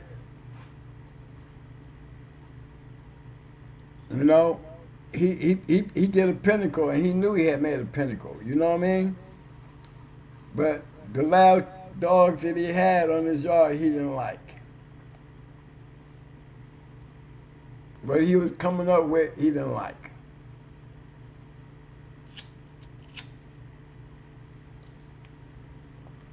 And if you do got some dogs with Kimmer in them, they're going to be tight-bred Kimmer. And they're going to be needing a lot of help, guarantee it. They're not going to be tight-bred like the Hammond dogs. You're going to see shit added to it to help it. Because that's what it needed. And even he said that.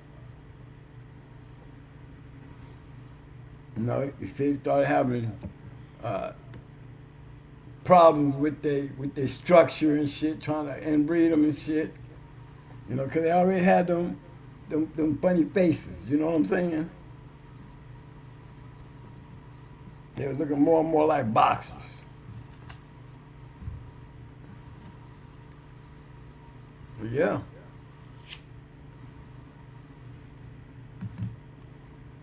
And he a Cajun man.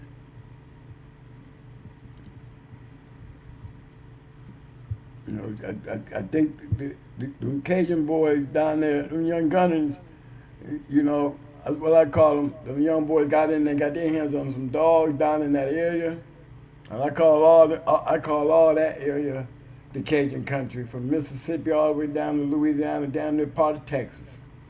That is one of the hardest places. You do not want to be running your ass down in them areas back in our time. They got all kind of shit waiting for you. Even though Backstreet didn't like to leave the house, because they could have always traveled down that area. I think y'all would have seen a little bit of the different shit coming out of Backstreet. If they had really just took that little dive and just crossed over that bridge and shit and took them dogs down there in that area. See, Jesse Rod, with his great dogs, Jesse Rod had some great dogs, and he was winning some nice matches. But when Jesse Rod started losing, you know when he started losing? When he stepped out that area and went to find out if his dogs was as good as those dogs in the areas that really had targeted dogs for him to go after. And Fat Bill was not the only one that found out that it's not as easy as you thought. He was another one. And Jesse Rod has some great dogs.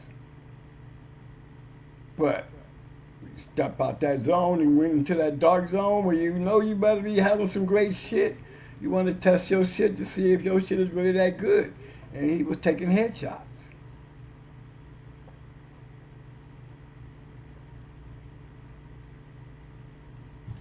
You know? Mr. Addison and them, they was not going to do all that. They stayed where it was safe, close to home.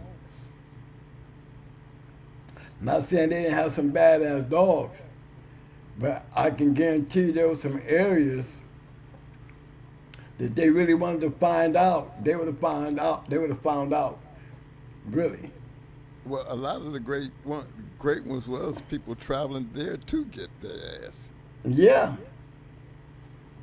But it was hard to get in there though, man, because remember, we tried. Yep.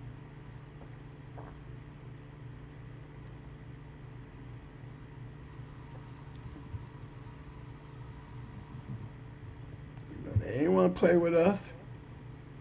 Because, once we get in there, we open up the door. Everybody kind of come. Spot. There's a spot. Here's a spot. Here's a spot. Because that was the Shark Tank. Everybody had something great. Everybody wanted to go into something great. Everybody.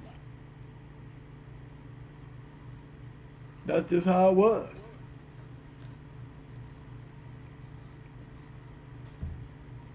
The shit you had to go into, boy. You better bring a bulldog. I mean, that's the whole point. Some of them knew that they could win, like Casino. You can always hear me bash on Casino and James Crenshaw because they was in an area. And, he way in South Carolina, but he didn't have no problem coming to Florida whooping everybody's ass.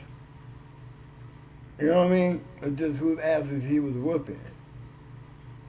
There was so many other ones that he could have went after, but it was more and him and his old girl, Maria. Marlo? No. Her name was Marie. Marie something starts with an L. And she messed with she had a lot of Crenshaw dogs. And they were making champions with these dogs, right? She was already in Florida. He was coming down to Florida. They was knocking shit off because they was making catering them champions and blackjack them champions, and she was making champion and shit. I'll show y'all in the book. And they were going against credible kennels.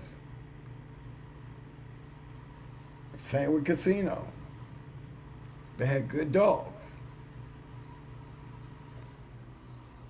But I feel like they did a whole lot of bypassing.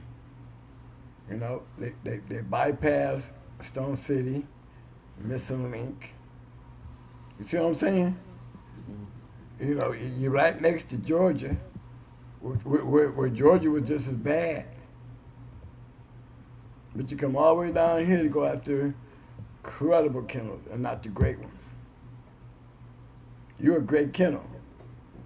We deserve to go into you. But you know how it is. He's an old timer, great old timer.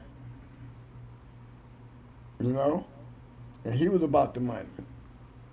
He don't want to go down there and start finding his shit losing. Back then, there wasn't no time for the old schoolers to start losing. So the best way to stop that from happening is leave them game bangers alone. One, they coming in playing with too much money. Two, they out here buying these dogs that's costing a lot of money to go bet a lot of money. And that's the truth. Don't tell me they wasn't being careful. And I'm telling you they was. See, when you got everybody around you with money, and we, money don't make the dog. But I'm gonna tell you something. Money will make you a fool. Cause you're gonna bet a lot of money on a dog that ain't shit. Well, at least you ain't got no business running your ass over there. You know what I'm saying? That's why Queen of Heart became an 8-time winner. That's why Tornado became a 10-time winner. And what none of their matches cheap.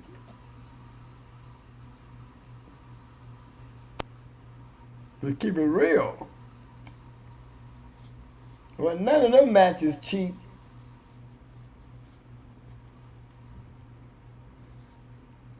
See, a match with Sampson and Zinger, that wasn't no cheap match.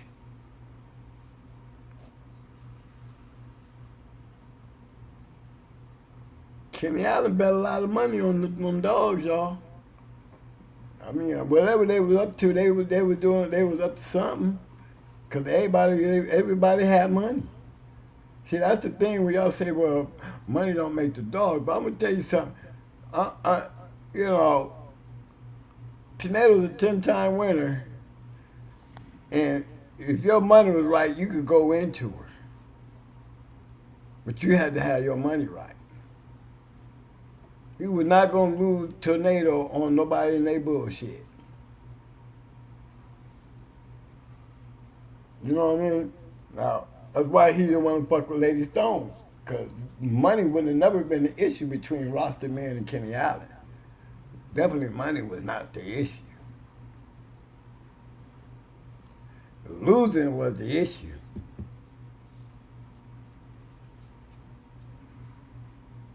But these are still great lines that I'll be talking about when it comes to these dogs. You know, for some odd reason, I'm seeing these dogs, the Hammond dogs, I'm seeing pedigrees that's got Hammonds and Garner.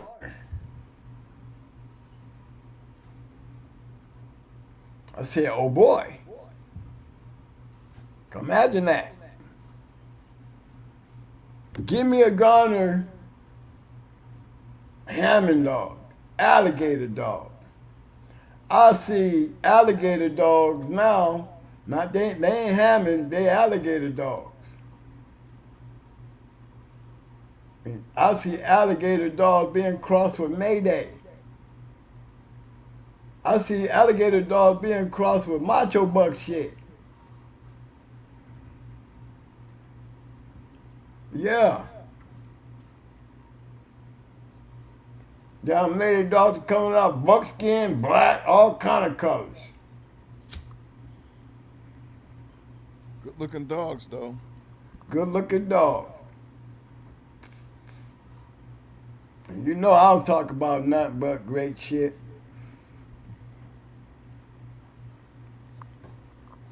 So you look down the line, like with Dexter and them coming back.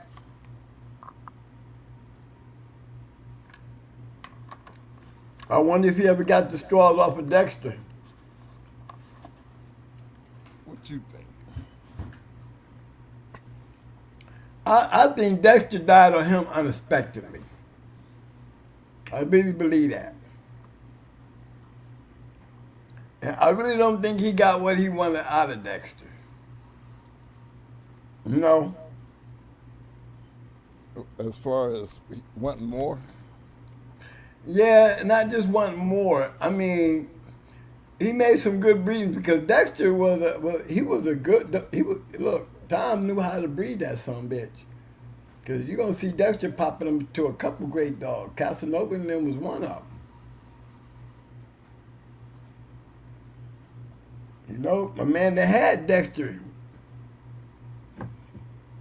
You know what I'm saying? The man that made Dexter that champion. He had dogs off of Dexter.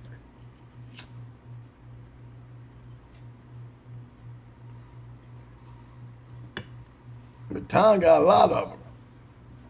Got NASCAR. Same with NASCAR. NASCAR gone.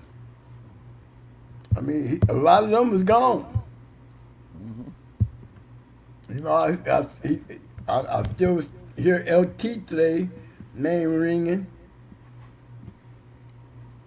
But, you know, my question is, if he has NASCAR and Dexter sperm, he sure don't push it. Because I haven't seen nothing directly off of Dexter in a while. And you know, it's been a couple years since I've seen something coming right off of NASCAR. No, I'm seeing Garner's, Bushwick Bill, and you know. That's too new because NASCAR was. We seen that NASCAR when we was there. Yeah. So I'm pretty sure he got straws, and time he will pop up, just like That's what I'm saying. That's what I was saying. You know, not saying that he didn't have straws. My point was, if he did have straws, and he's not using them now, you feel me? Then he could be sitting on them for another 10 years, you know, when they become necessities and value. Because there's a couple of dogs out there, some good dogs, good lines of dogs that got Dexter in them, man. That, you know, that he know that he can afford to wait. There's some good dogs out there you're going to see Dexter in that shit. Let me pull him up. If they out here on this shit, you're going to see a lot of Dexter.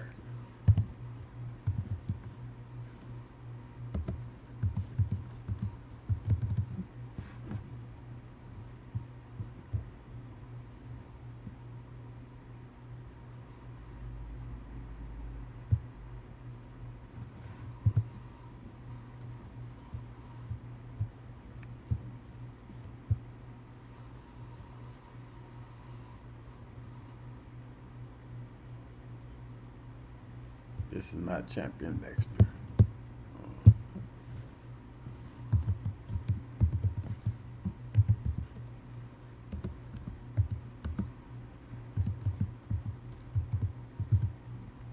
Let me see what's going on down here.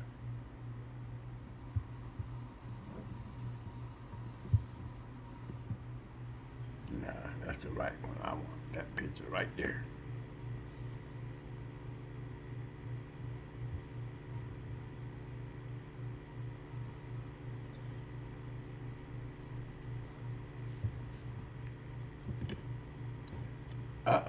I love it every time I see Fat Bill's name in a pedigree, y'all.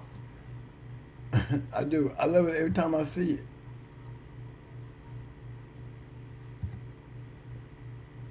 He get on my nerves, but I'm definitely a Fat Bill fan.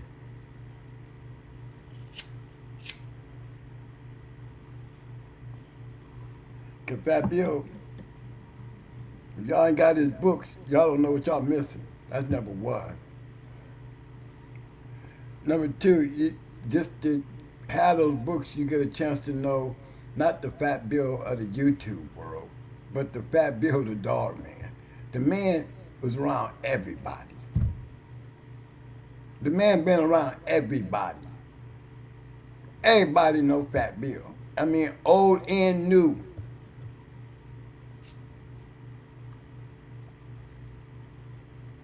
He was a funny guy. And gives up a better argument about the journal than anybody could ever talk about the journal. Fat Bill could almost beat you with the journal, and when he talk about the journal, and then have receipts to make it a good argument.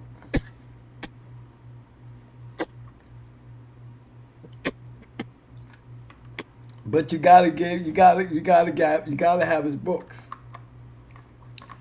To me, that collection of books into the world of dog fighting that was going on back then, and the way he constructed his magazines and his books was better than the journal. I'm sorry.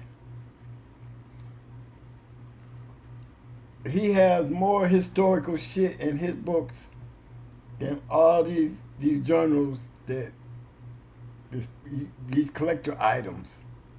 I can take those 3 books that Fat Bill got, and I'll do every one of these journals.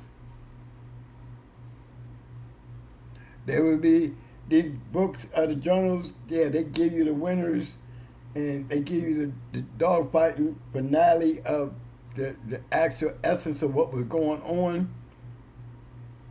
But Fat Bill gives such a better intake on things, and just his little argument that he had towards the journal. You know what I mean? Where he really wanted to be different than the journal, but not hating on the journal, because you'll see the journal in there. He uses the journal as content in his shit, not to just rag on it all the time, but very interesting shit. He played a level game that made his shit interesting. So if you ain't got his books, at least get the down. I don't know if he got any more books, but you definitely need to get the disc. If y'all ain't got the disc, y'all don't know what y'all missing. Y'all really don't. There's more information in there than you can imagine. And I'm speaking on his shit, and he has his own podcast. And I don't know why he don't speak on his own shit. Maybe he wants to forget the shit after he got out of jail trying to be good. But that Fat Bill book, them books, hey, they definitely something to have. I enjoy them. And he signed my shit, so he can talk about me forever, and I'm gonna still have Fat Bill signature books in my possession when I go to my grave. And that's high standard for me, and an honor. Because if you had the books, you'll see what I'm saying.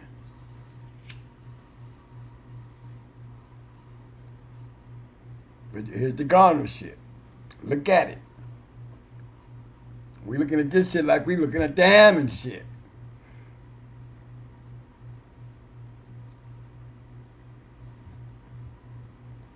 Yeah. But you see what I'm saying? We're dealing with the same old collection.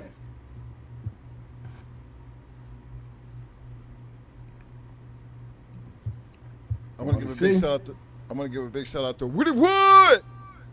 Big shout out to my man. Everybody, I seen you, fam. My man Frederick. How's Bob in the house? What up, fam? MB, NHK, what up, though?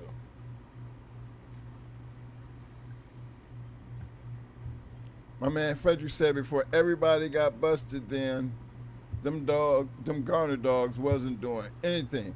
Keep it real, twin. Well, you gotta remember now, Garner went through a time period, and that was pretty much in our time too, where he had an asterisk by all that shit. Well, hold on. First of all, before we get started on that shit right there, come on, twin. Did you say come on? Okay, I'm coming here. I come. I got El Negro right here. We start with him? Or you want me to go back to Dexter? I go back to Dexter. We want to start right there? You want to start down here, Miss Doro? Coming up El Negro? We don't even want to drink. We're going to cheat if we bring Frisco into this, ain't we? When we say that, we got to keep Frisco out of this. Okay? This is the only way this is the only way when you say, come on, twin. Okay? Because I want to have to say, oh, you come on now. Who said that, Mike? Who said that out? Hold on. I had it pinned up. I think it was... Who said that?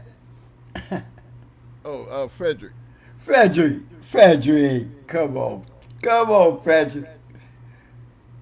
Frederick, stop me now. You better stop me. Because I will click on Frisco. I don't even want to go down here and tap on old Grand Champion Shiesty.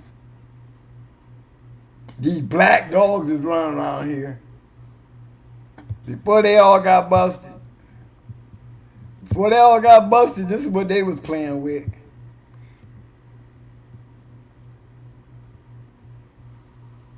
Yeah.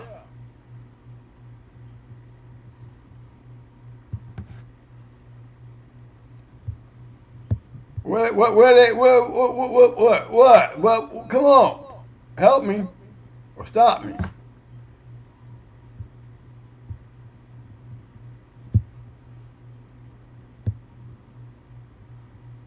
I'm just picking up, I'm still grabbing them. And like I said, y'all do not want me to see, Frisco is almost like cheating. Because you see, I'm trying to stay away from him. Because we know he's strawed up. And we sure can't be talking about him when we talking about them garden dog wasn't shit. Okay? We can't say that and click on Frisco and go looking for some shit. So I have to say, come on, baby. Don't tell me to come on. I'm gonna come. Nah, you got to have the receipts when you say that. Cause I'm flying right back at you. Come on. Look at that pedigree, though. These dogs Tom has always had these motherfuckers out there.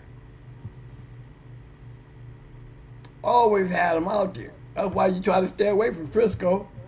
That part of the game would definitely be done and over with.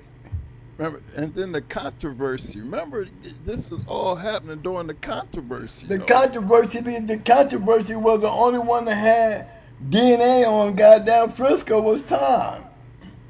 That APBT didn't have no damn DNA on Frisco while he putting all these damn champions on Frisco.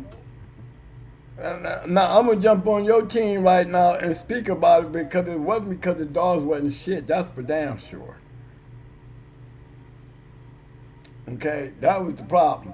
See, when you selling so many damn dogs like he was selling dogs, and he sells a lot of damn dogs. A lot of that shit out there wasn't worth a damn. It's still like rolling the dice. Y'all was gonna say the same shit about y'all shit. Say the same shit about Mayday shit. Yeah, you still say about all of them. I mean, these motherfuckers don't just grow on trees and everybody gets to have them because you got the line. It just don't work like that. Most of y'all gonna have the trash of the line. Because if y'all had the real shit of the line, guess what? Y'all would be on this show and I'd be clicking your shit up. Cause I'm gonna keep it real with y'all. I don't wanna see none of this shit but the good shit. Show me what the good shit look like. Don't show me your pedigree if you ain't got no good shit. So I'm gonna keep the good shit on here to keep on reminding y'all this is what good shit look like when it's bred good. It wins and it looks good on the pedigree. Because of how you hate the line, you can't argue facts. It's right here in front of you.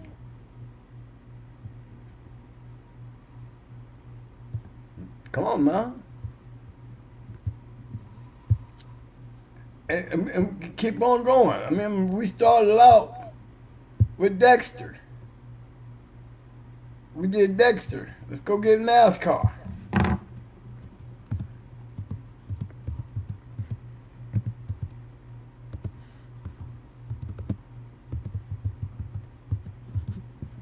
NASCAR, Bushwick Bill. You know, I could have kept going. You seen him before I got there. Look at all that. Look at all that going down through here.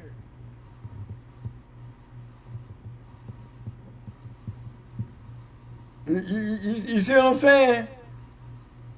Come on, Hasbro.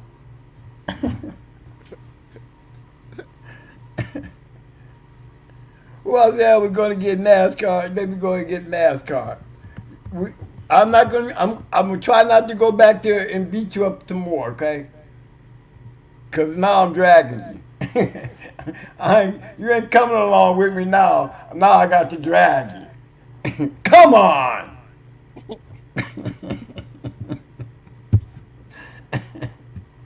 I love you, baby. But here it comes. They gonna all start with another goddamn garter dog.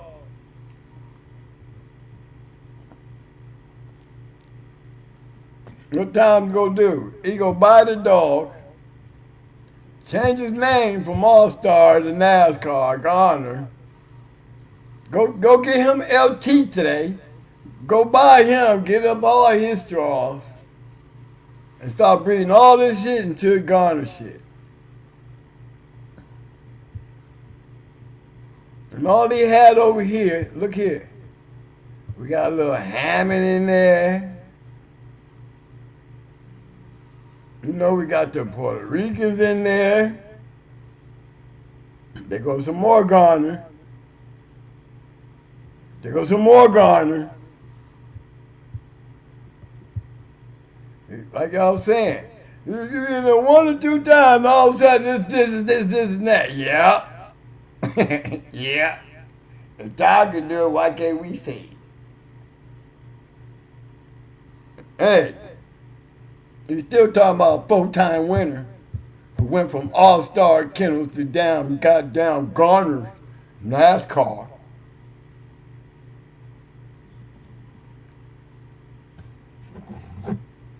Make you think he did something with him. Yeah. He paid for it. Yes, he did. If I paid that motherfucker, it'd be my name too. Shit. Okay. I ain't breaking no rules. Hey. He did it with Dynamite. One thing for damn sure. He better put them straws up and wait for a couple years.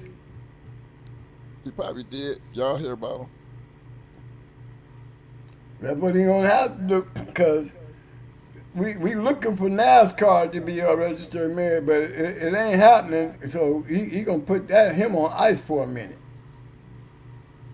He got to figure out how that's gonna work, because see, he got a little Garner in there, huh? See, it ain't been long enough because we just seen him. Yeah, well, that's what I'm saying.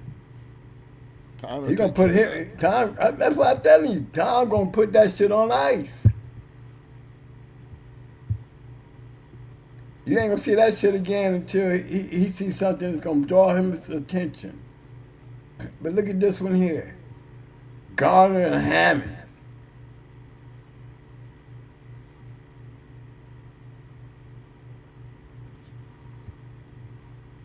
No, we might have to go reinvent the wheel.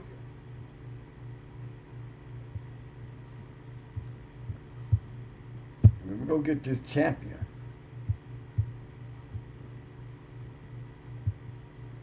Face to face? Okay. We'll call hard pull one. Oh, he baiting the boomer, no wonder. You already know that damn red boy and that Hammond shit gonna click like Rick. And he got this cross with his damn, we got the Hammond and the Frisco shit up in here. That's a nice cross right there. Y'all pay attention to that one. Might give some of y'all ideas, but you know, it's gonna be hard for y'all to find that boomer shit. That 7 Arab boomer, yeah. Good luck.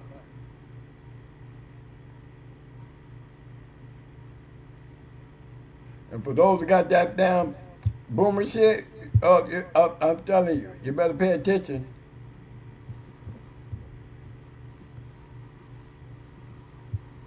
You see that dog mouth Mike? Mm-hmm. All that meat. All that mouth. Mm-hmm.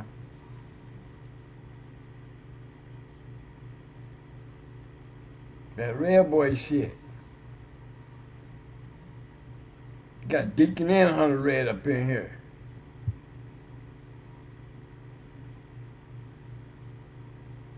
Look how he though. Everybody breathing in him. Everybody. Look at that shit. Now you got that many dogs. It's not hard to be a registered mare, wouldn't you say?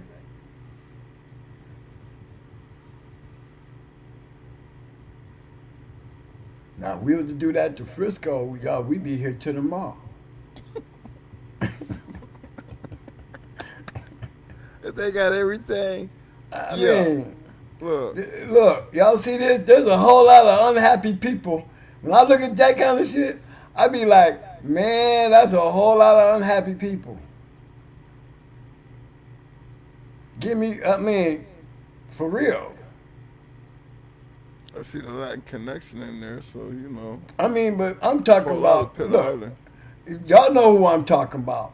Let's eliminate the names that we know on here. Pit Island, okay? We don't want to see Pit Island on there. We know Pit Island. We don't want to see no Sammy Reba.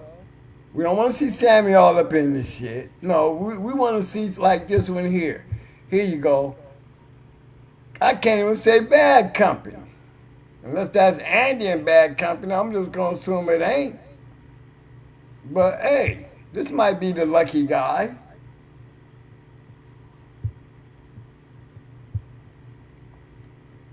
Nice looking bulldog.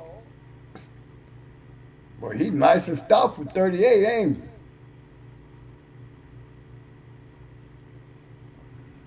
Pull him down with that long little sharp nose, he probably could work one. Probably was smart as hell.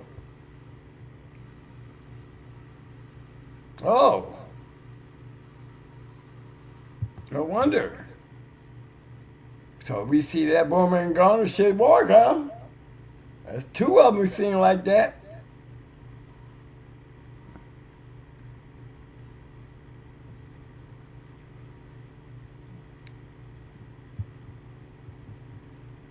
I say again. He's lucky. He didn't do nothing. Look, we ain't got no offspring. All we got is whiskers.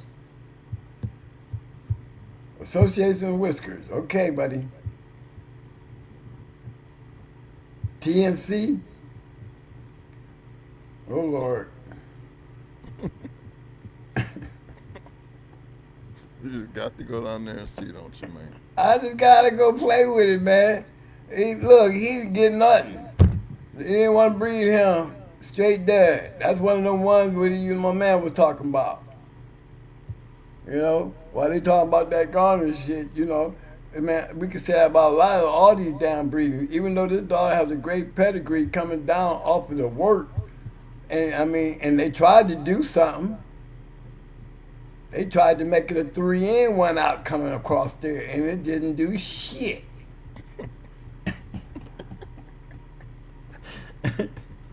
Come on, y'all. It's still a shake of the dice and how you roll them, bro. You gotta roll them motherfuckers and be lucky. Just be happy for the ones that's lucky and don't hate on them. You know? Telling you, I need them trees. I need them treadmills. When I start talking to y'all like that, I'm talking to y'all in my time, my frame of mind. Y'all on the bus with me. So y'all gonna hear me say all kind of crazy shit when it come down to the bottom line of this shit, especially in my time. This is my world. Y'all in here with me. So y'all have to see my point of view. If you put yourself in there with me, don't think about what y'all doing today. I'm talking about in our time where it's a whole lot of little shit, a little different than what y'all thinking. So imagine it when shit was like the Wild Wild West. We didn't call it the Wild Wild West though. Y'all know what we called it. We called it the New Jack. It still took the roll of the dice. That's why guys wasn't wanting to be breeders. We see the common names, Pit Island, Garner, Hammond. We know them names. Give us some new fresh shit. Like Gangville, Going Hard. Who was able to take shit and do what they was doing. We could sit up there and say that we was like Stone City and hardcore. Deep South. Latin connection. Dogs, these was dog man matching dogs, and they was bringing that shit off their own yards. Doing it themselves.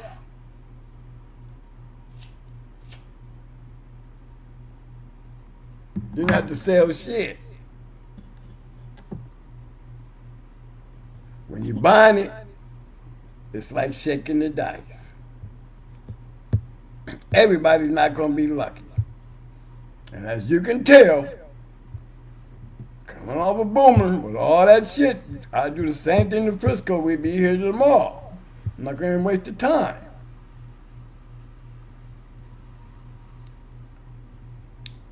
There's a lot of people out there like Evans and Mackie Storm. I would be mad. You know what I mean? You got Mr. Link, 2-time winner. International champion. Okay, we got okay, we seen you already. Okay, we seen him face to face. That's a good kennel. You know, everybody else, you know, I'm feeling sorry for y'all. Angela. We see Pedigree was feeding a lot of that shit. I mean, how much of this shit you gonna keep feeding, cuz, before you start over? I mean, you got y'all full of this shit. And then y'all talk about numbers. Do the numbers. Whole bunch of this shit.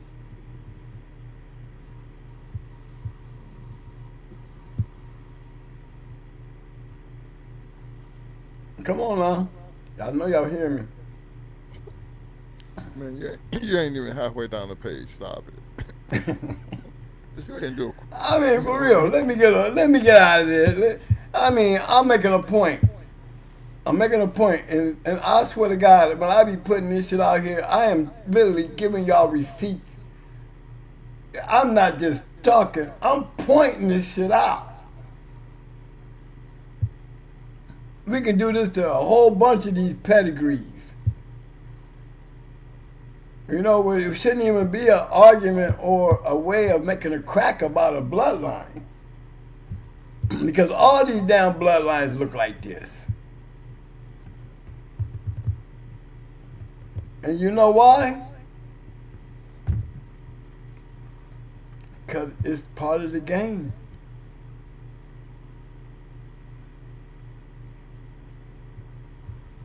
They tried it. Oh, Asian girl, she threw a champion. You can't be mad. Oh, that's all she threw was a champion? Well, shit, you act like that's an easy task. You act like everybody's supposed to be able to do that. Y'all don't want me to go back over that list and go back down through there again, do you? There's a whole lot of rolling of the dice. A whole lot of rolling of the dice. I'm trying to tell you. I'm just trying to keep it real with you. Why everybody's breeding. Like I said, y'all better hurry up and get some treadmills and some other shit going on. Because in another 5 years, y'all going to have a bunch of pedigrees where y'all going to be finding yourself buying 16th generation pedigrees. And probably study so hard that you could start from 16 all the way up to the front when all this falling off started.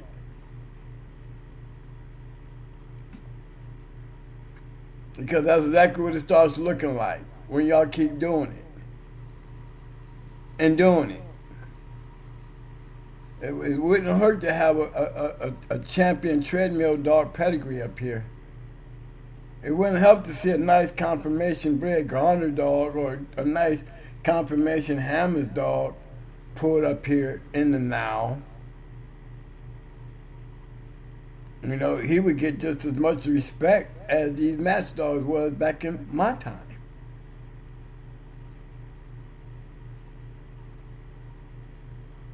Hey.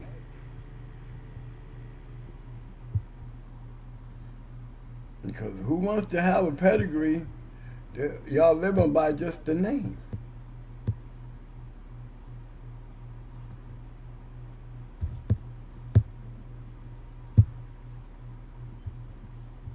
It just never seemed to work, and just never worked like that.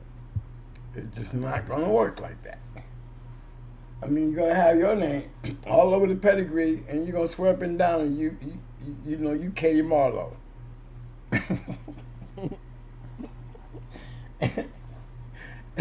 and with no expectations, just because you got a whole page of this shit.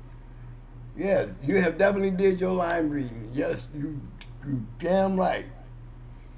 But you know, now I got to go and find out where you started from to appreciate what you're showing me. Big shout out to the pit dog. I see you, fam. My brother from another mother. What up, though? Double M. Decibels in the house. Y'all make sure y'all bite down and shake that like button.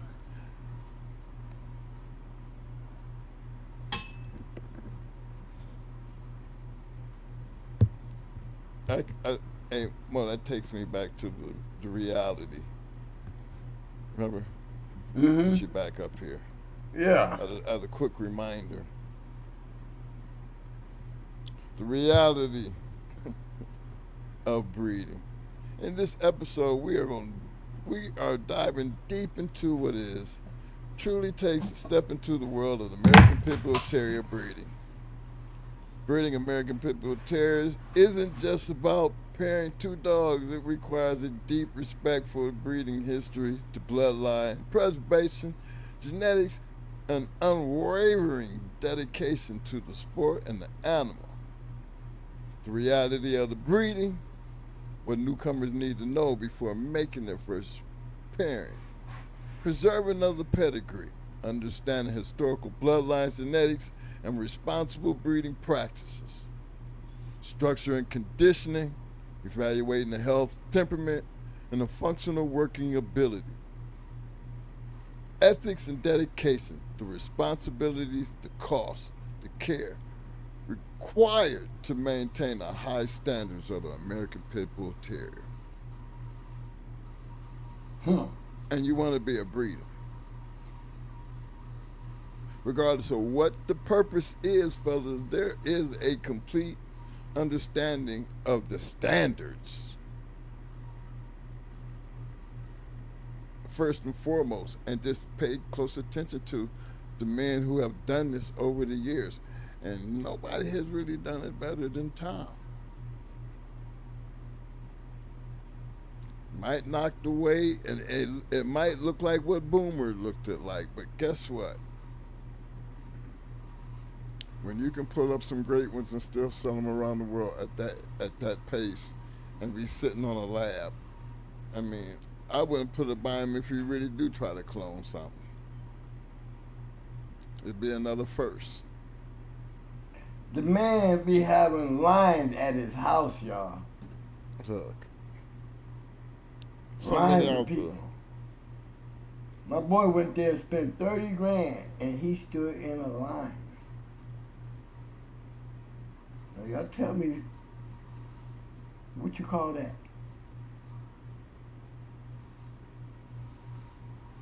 I mean, evidently APBT forgave me. Or he wrote that check. No, when you make as much money as he made, he probably wrote that check. Prior to writing that check, boy, Frisco, you a fraud. Goddamn Jack started putting asterisks by shit. Goddamn, ain't a Frisco dog winning in this country, but he's all on the registered man list from everything else but here. Hadball.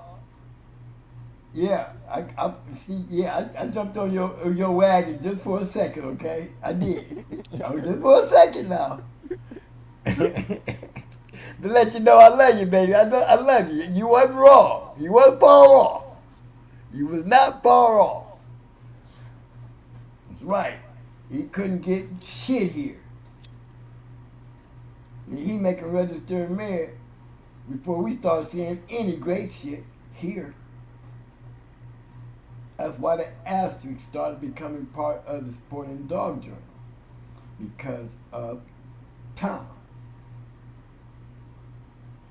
Another thing came up was all these dogs coming off of Frisco And you trying to tell the APBT this motherfucker still having dogs at 15 years old, and you're gonna have to prove this shit. Tom, if you took straws off the dog, as you claim you did, what was the problem with sending the DNA? That was always been my question. If you was straight on the up and up when it came down to Frisco, if there was DNA on him, why didn't you send the samples over to them? Because genetic-wise, the test is going to tell us all. But it never happened. Tom created his own registry. Mm-hmm. Registered his own shit. Registered his own shit. Now. And I got straws on Frisco. Now. And then all of a sudden, what happened? All of a sudden, we getting all these damn badass dogs coming off of Frisco. In the country.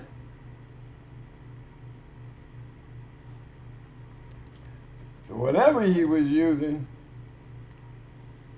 it put a lot of what was going on back in our time to rest. You know, he overcame the adversity. Whether the truth of the matter is, the truth we still don't know. You know what I mean? A lot of these dogs that was being reported from the other countries, it was so many of them that the question became an issue. To the point where people would get mad about the fact that the United States got the best shit in the world.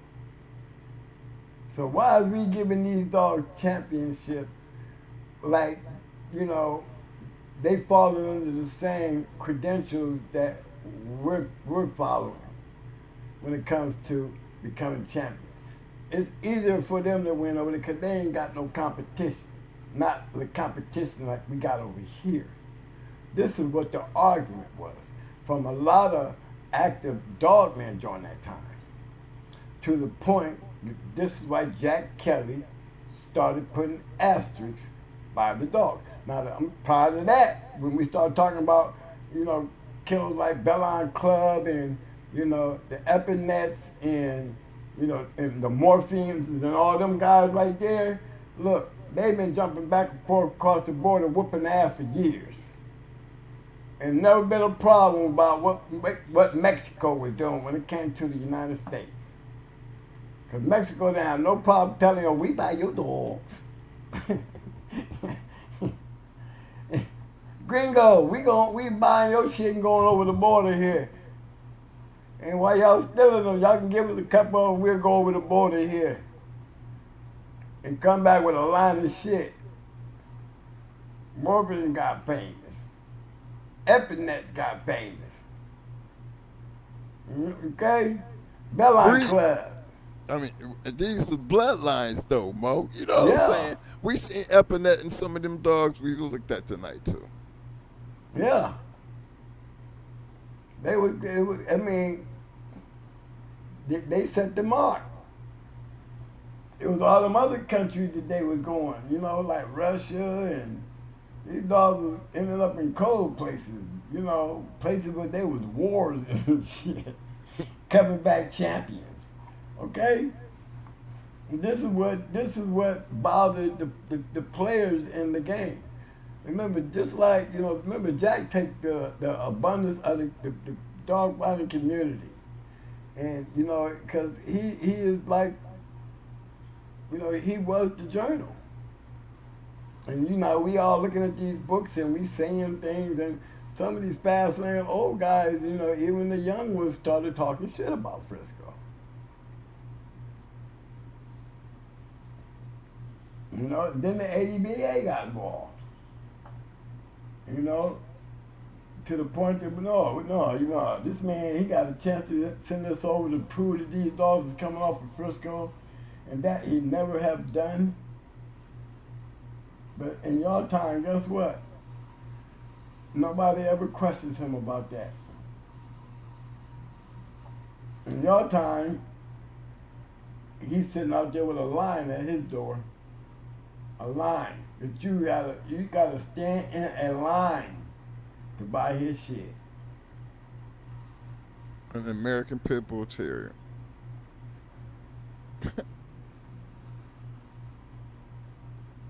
But I gotta give him a shout out to Gary, like you said, because alligator shit's still around. Oh yeah. After all these years. Yeah, and shout out to Gary, Frail Gary from the Frail Boys. Frail Boys. I mean, they played in the box, and you could guarantee they took more of the Hammond dogs than they took anything else they had on their yard. Didn't one of them pass? Yeah, Gary. Gary, yeah. He just passed. Yeah. Remember we seen one with his brother Bruce, or his partner Bruce. But yeah, they was pretty well active kennel back then. I don't, especially when you see them, I go pull them up, and show y'all, this is who he was. Is he worthy of talking about? Yes, they were worthy of talking about. Just another good dog, man. Okay, Mike. Well, big shout out to the Hard Scratcher. What up, though? I see you, fam. Did I have any rebuttals, man? I didn't get a chance to check the chat, guys. My man, Hard Scratcher said, Tom definitely is not overrated. He sure ain't. And I talk about him just as much as I praise him. I talk about him. But I do the same thing with Fat Bill. I mean, to me, I'm honored to know them both.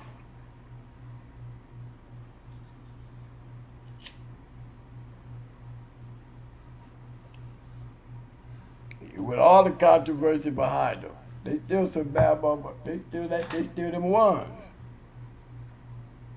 When it comes to historically speaking, I'm looking at Tom and I'm like, y'all better hurry up. Because there's a whole lot of there's not like Bushwick Bill and uh-oh. I tried, y'all. I gotta save him. Get yourself together, bro. You're on the map. I was just like that a few minutes ago. Let me see if you check.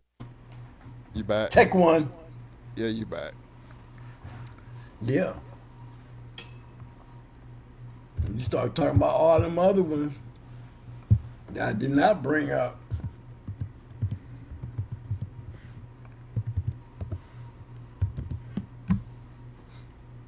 You see what I'm saying?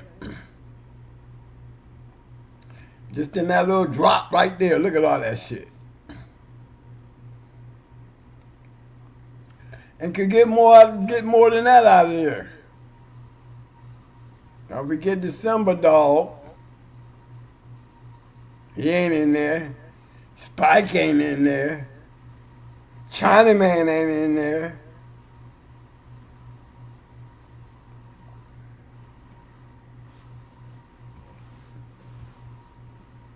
I guess it's so easy to, get up in a room and be like, oh, Tom, and then the next thing you know, the whole show is on Tom ain't shit.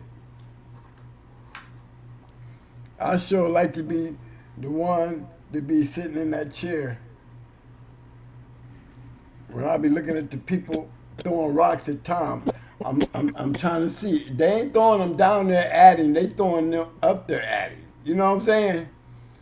When you sitting there talking about somebody you ain't got no business, let's just imagine the Tom was standing on that mountain looking down on your ass, talking shit on him, and he tell you why you throwing rocks up there in his glass house. Why you ain't got a glass house for me to throw a rock at from here? You throwing some damn rocks and you stand out there damn near looking like you homeless. What you got, invisible walls, motherfucker? You ain't got shit. See, that's how I would be if I was Tom. I wish you would try to hate on me. You show me one. Show me one.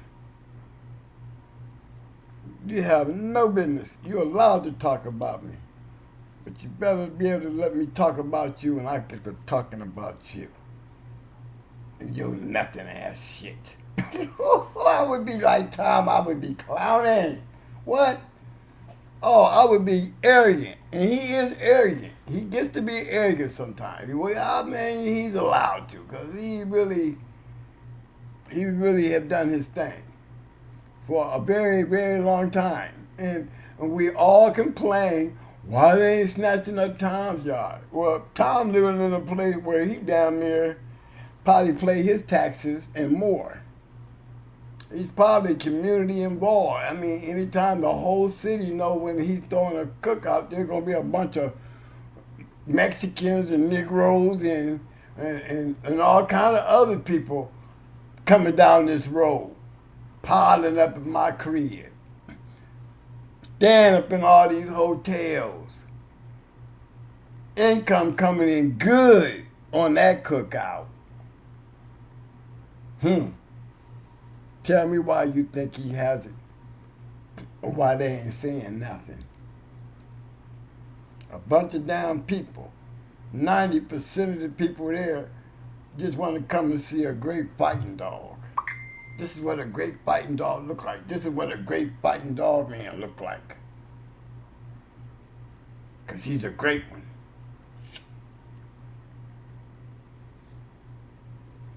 I used to feel different about Tyler. I was one of them.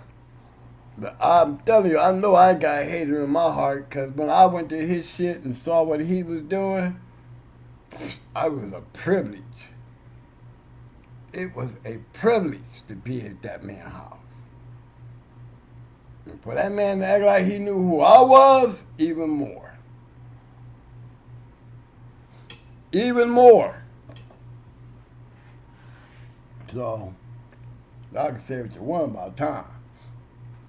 Gary Hammond, I had a chance to bring him on the show. You know what I mean? Had him right there. Thanks to Lil Rock, but guess what? Gary Hammond is one of them old schoolers. You know what I mean? You know how we have to get on certain people sometimes? You know, our aggressive tones scared them away. You know, it would have been nice to have him here, but, you know,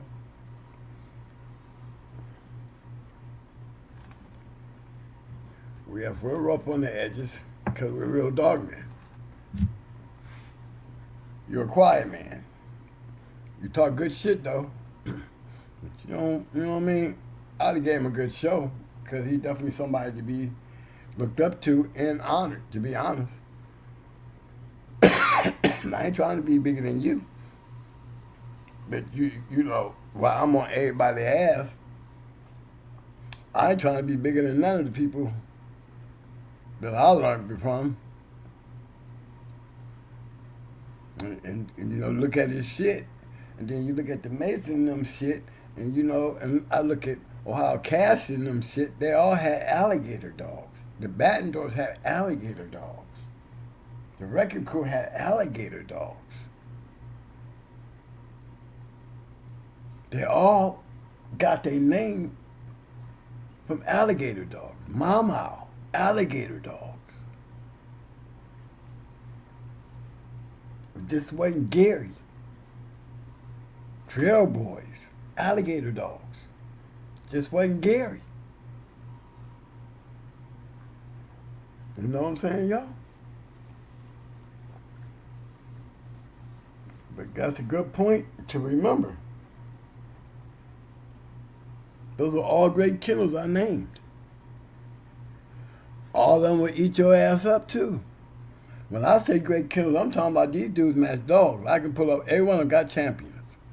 I don't pull up nobody, I don't say about nobody who ain't put no work in. And y'all know, I keep champions up on these boards. And I keep reminding you where y'all at. Y'all are not in 2026.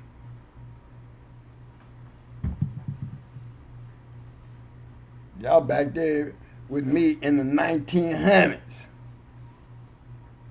Where we talk like this and gonna be like this. Now, we can do this and say this. And from our standpoint about back in my time, we just see shit a little different. Showing from the audience at times how much things has changed in the way y'all think. That's why a lot of old timers be like, thank God for the night vision. Because the preservation, hey, you can't look for them from nowhere else. And if you think it's anywhere else, or you think you have the same opportunity as Tom Garner, because you mixing up some papers that's related to some dogs that you're breeding, you have to look at, as a breeder, really look at it and don't fool yourself. You'll never be Tom. You don't got to be like Tom, but you want to be just as good as Tom. Well, then, if you can't suck on me saying that to you, then why are you making these breedings? And why are you selling your dogs?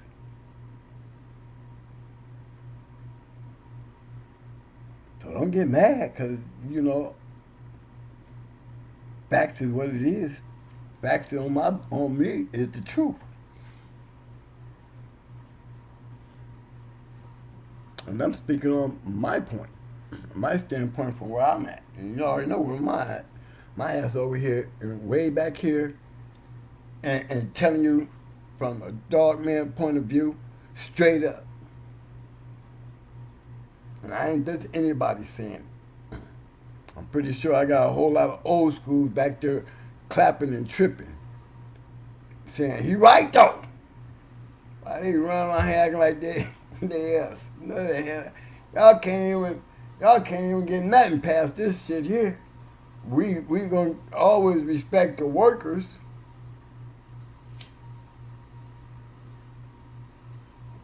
It used to be the people upstairs have more respect for the workers because they were literally making it possible for those that used to do it that became breeders, like Pit Island. They used to play, but they became puppy peddlers. Southern Kennels, they used to play, but they became puppy peddlers. Stone City was able to, them and Hardcore was able to level their puppy peddling with their activities, and they were able to maintain that throughout the years, along with STP and Dead Serious Kennels. And Mad, they were all able to do it. You got to give it to Backstreet Crews. They were able to do it. They were selling a lot of dogs.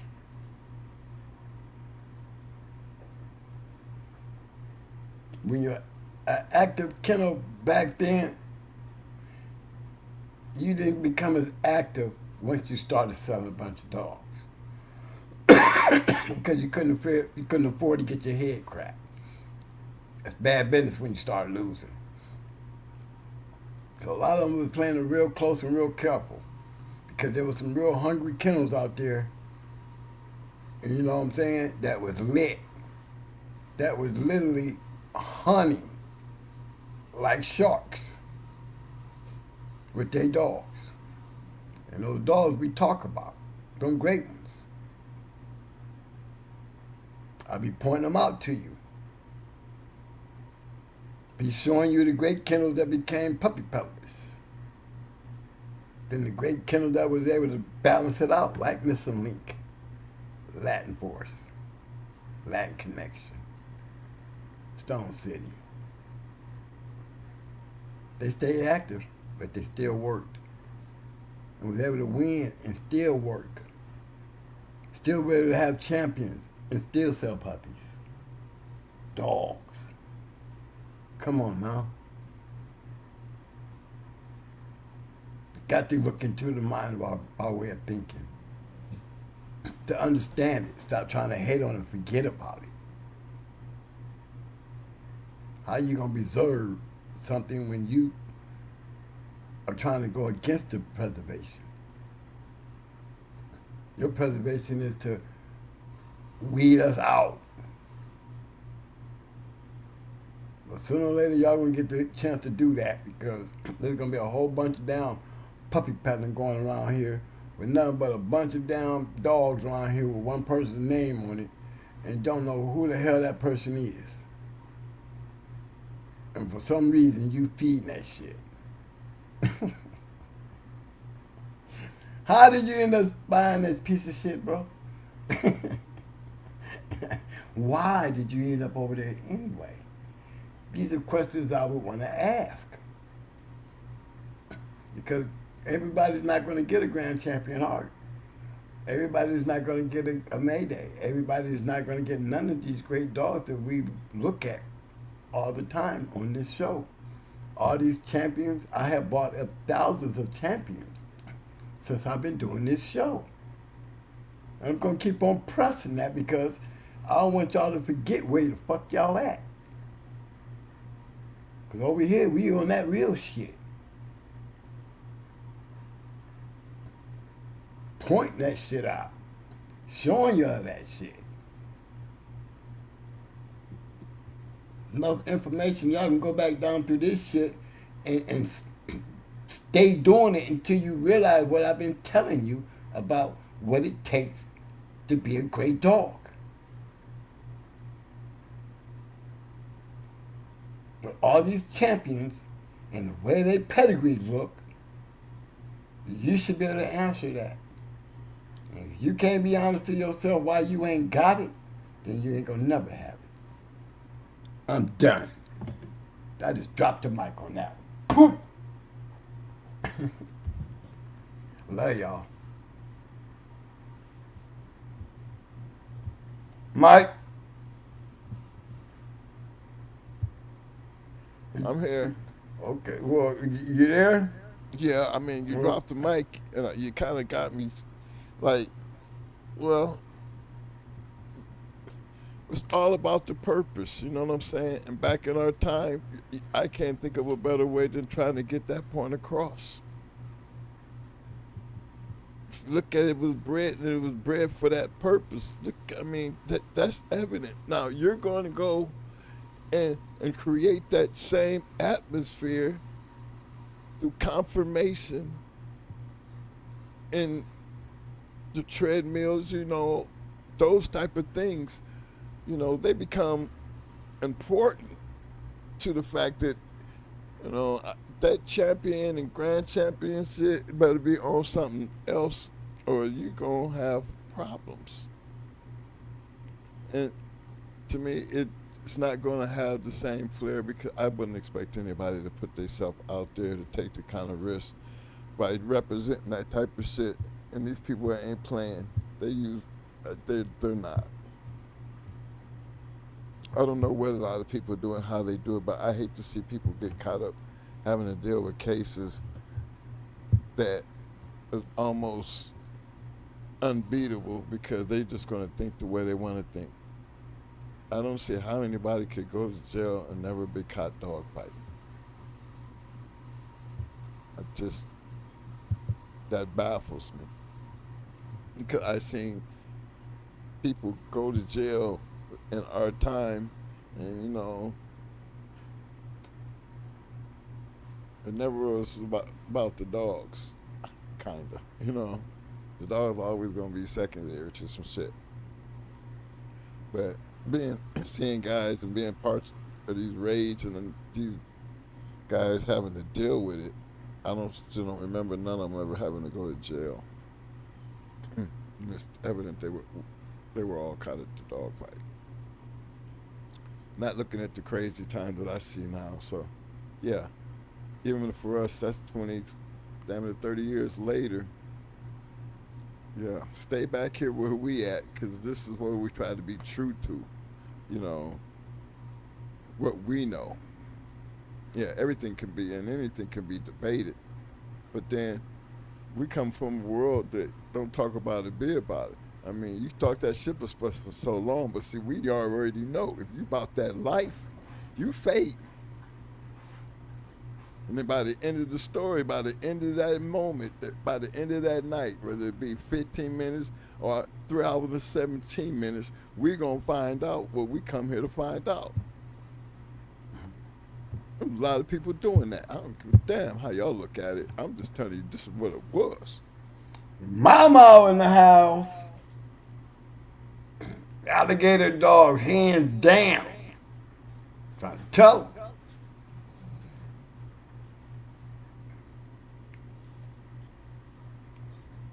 Go ahead, Mike, my boss. I just seen Big Brother in the house. Yeah, Big Brother in the house. Point proven. Who would not know better than him? Yes, sir. But we talk about him. I mean, he got a story that's lit. But these are the things that we talk about back here because of the purpose. The dog is going to perform regardless of whatever your purpose is. Question and the whole conversation of the show tonight is not just concentrate on Tom and Gary Hammonds, but use them as examples of how you want to be a breeder. Well, let's take you to some top level. He took you to Tom, somebody who got straws, and he took over here and showed you these alligator dogs. And we got a representative right here, Mama, tell you anything you need to know about Gary Hammonds and them alligator dogs with no straws. He doing it with no straws. That should tell you something about staying power. If it don't be enough to give you an example of why it's still around.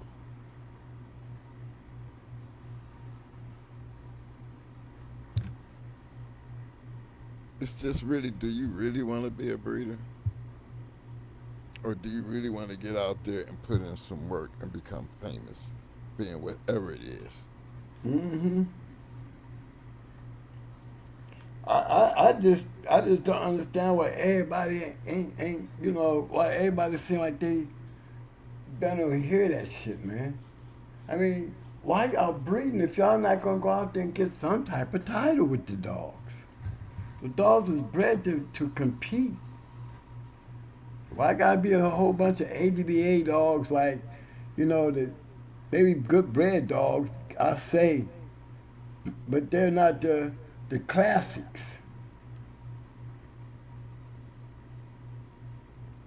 You know, I mean, to me, Mayday becoming an APBT Grand Champion was a classic.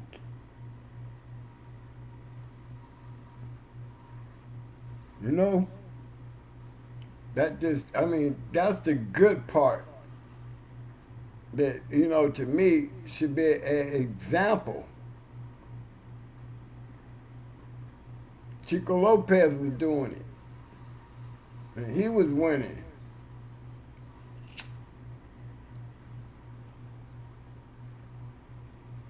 But that's what I be talking about.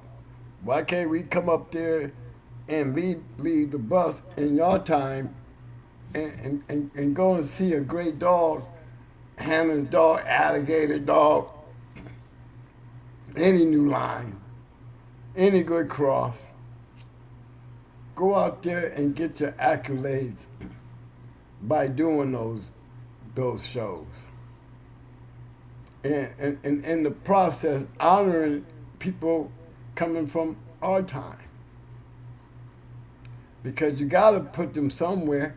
If you don't, you're going to lose them, and you're going to forget who they are, and you're going to lose some of the biggest parts of the missing pieces that y'all just now learning about. Thank God for this show.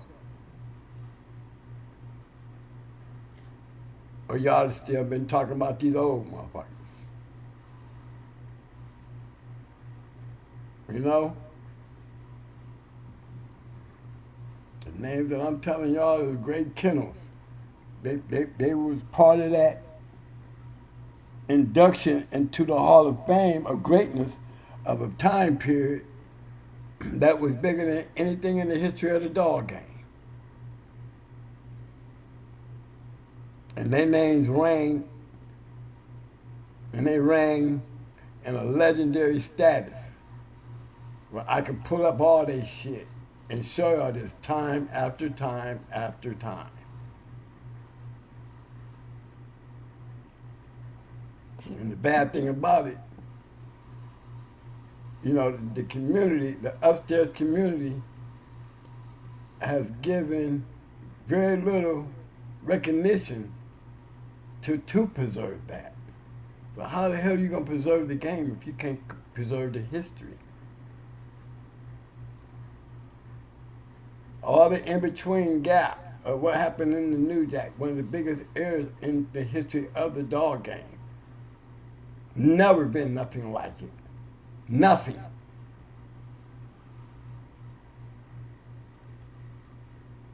How can you sit back and let that be forgotten? And then not know the real players? That's what this videos are for. When I'm dead and gone, y'all can go back down through these videos, and if I have my way before I leave, people like Mama, Triple M, they would be inducted into a Hall of Fame where I would make sure that they would never be forgotten. Because their names are just as big as James Crenshaw, Earl Tudor, Gavino, the Hattricks, all that shit. It's a new era. Y'all need to study the era that made the change for y'all. It might have made things worse for y'all because they definitely got enough of that shit. But that's be more of the reasons for y'all to really understand the real truth, the real people, and not them old farts, because they didn't do that. Yeah, we did it off their shit. Yes, we did. But most of it was the juice in that shit, because it was our shit. It was our shit. We were using it, but we made their shit great. Yep. You go through Going Hard Dogs, you're going to see Fletcher Shavers and David Tant, and Victor Akart, and Stone City. All great kennels. There's no reason in the world my shit shouldn't have been great. Coming off all that great shit. But I was lucky. Everybody can't do that. Not saying that I'm any different than you. I just had the opportunity to have the dogs to do it with.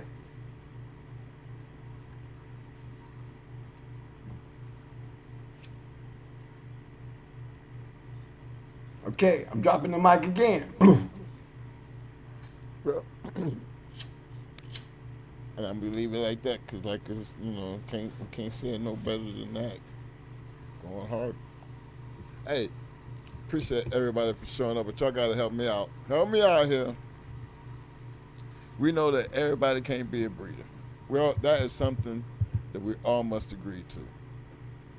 You know, we all have to accept the American Pit Bull Terrier and everything about it and what come with it. So we got to respect that part of this whole conversation, which brings me to how bad you really want to be a breeder of an American Pit Bull Terrier and what really makes you a breeder. Great example, Tom Gardner and Mr. Gary Hammonds. Difference, one has a lab and can continuously do this for God knows how long. And be true to it because he has that ability to, compared to a man who didn't have straws, but the people who were able to take up them dogs and be able to do the things they did, we can still say they're still alligator dogs. And some of the men that we talk about is a product of that same statement. And we, got to catch some of the videos, but perfectly, worthy of having a, help me out here. It's worthy of having a thumbs up, thumbs up, thumbs up, thumbs up. Muscles, muscles, muscles. Yeah. Now, to the new jack, give them they damn roses. Roses. They wanted to be breeders. They wanted to be game dog men. Give them they damn roses. What? Yes, sir. Hey, I want to answer this question. He said, what was your opinion before you went to the picnic, twin? See, you should have been listening because I told you. See, I did speak on that. I told you how my feelings was until I met Tom and went to his yard. The journal situation. I even talked shit about the journals and the the shit that was going on with him back then. I covered all that shit. It's in there. I covered the fact that, his dogs he was hitting the registered mirror chart and wasn't winning shit in this country. See, I said all those things. See?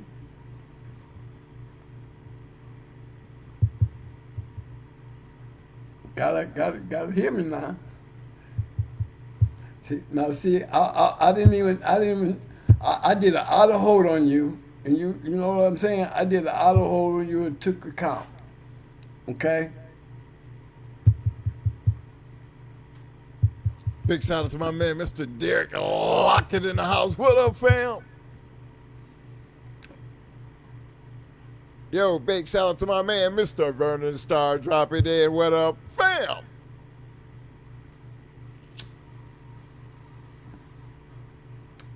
I be giving y'all two sides of this stuff, guys. If y'all listen to me, I give y'all the good and the bad. The one thing about it, I sure ain't lying about it. And it's up to y'all to figure out, which one you prefer, the good or the bad. But I give you both sides of what it was. And that's what it is for y'all to decide on. I have my opinion, but I give you two sides to my opinion. And if you notice, my opinion works on two sides. I can be like this, or I can think like this. I'm giving y'all both sides of what I think about it. But I'm giving y'all insight on things and see what your conclusion would be when you look at it. What but at receipts? least you getting the receipts. I'm giving you receipts. You getting the chance to hear firsthand what it was from not somebody just running their damn mouth. I'm pointing this shit out, showing you, and I'm telling you. You can't get better information than that to make your own decision because I showed you both sides.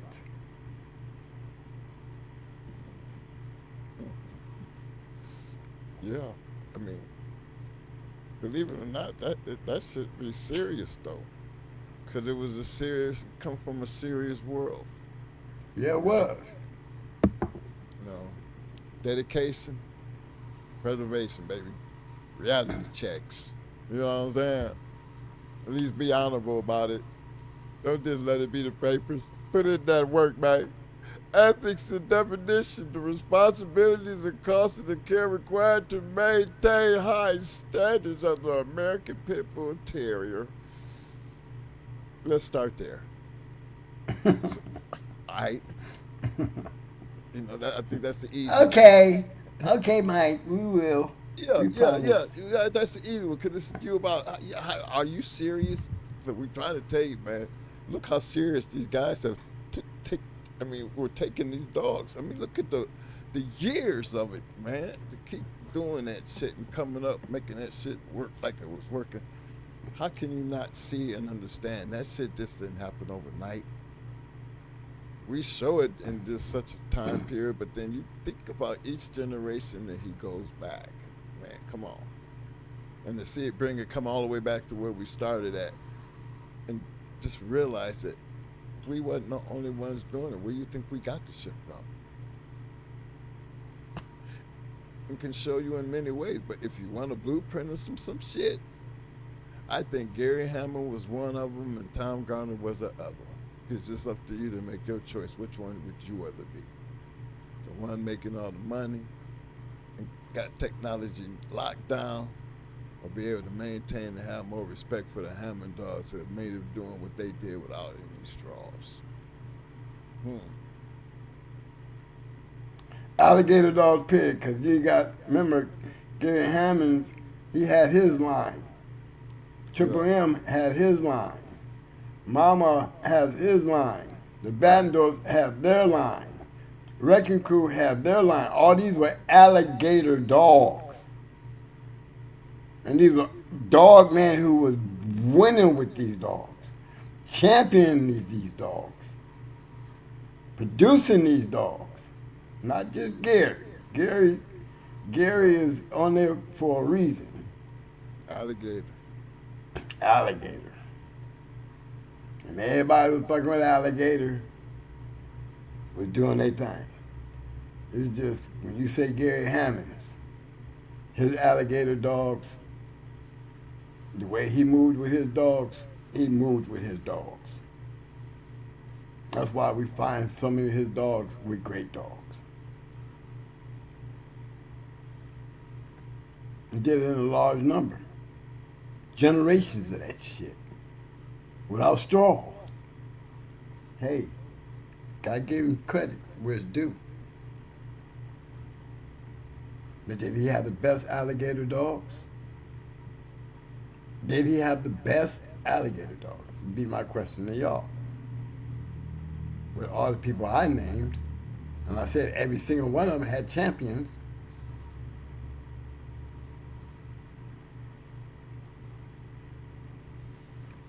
Good decision. Good thing to study. Go find the answer. Because if you understand that part, you understand that with all these lines of dogs.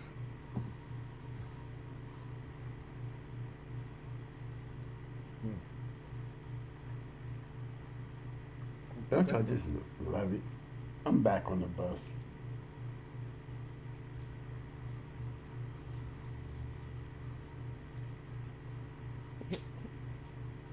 Yeah.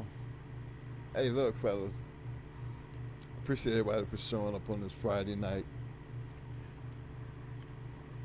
I'm kind of at odds because I'm wondering if the questions and the things that Moby, when he say that, take it from,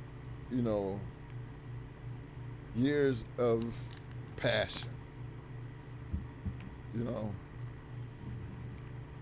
That right there is what I hope the majority of our audience can just understand where we at.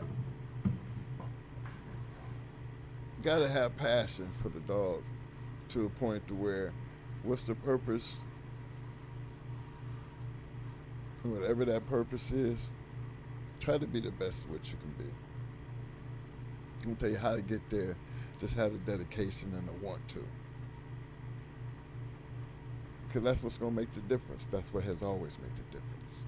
And I will end the show on that note. That was a good one, Mike. Hey, I always had that eulogy, Mo. You know, man? Mike. Then, and then I come back and I crack them in the head like this. You know what I'm saying? They be mad.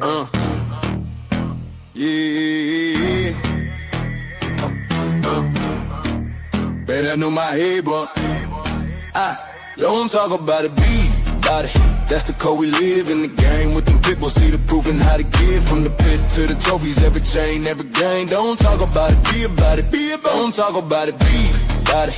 That's the code we live in the game with them pit bulls. See the proof and how to give from the pit to the trophies. Every chain, every game. Don't talk about it, be about it, be about it. Most wanted kennels in the spotlight, danger alert, come with the name. Super kennels competition, all built for the fame. Work kennels was the work and work, while Cherokee kept the game strong. Evolution built a bloodline, where the heart come from. These dogs ain't hype, they the truth in the pit. Every pedigree stamp, when them paws hit the street. Ain't no fairy tales, this that real y'all grit. Don't talk about it, be about it. That's the pit bull script. Shout the brothers with the backbone thick. Veer brothers, color brothers, Bishop brothers legit. They don't talk about it, they be about it every day. Put the work in and y'all let the results say. Them boys on the rise, yeah the circle stay tight. Plow boys, wall boys, Havana boys in the fight. Different flags, same ground, same fire, same spit. Don't talk about it, be about it. That's the litmus test. Legend of doom, behind set tone.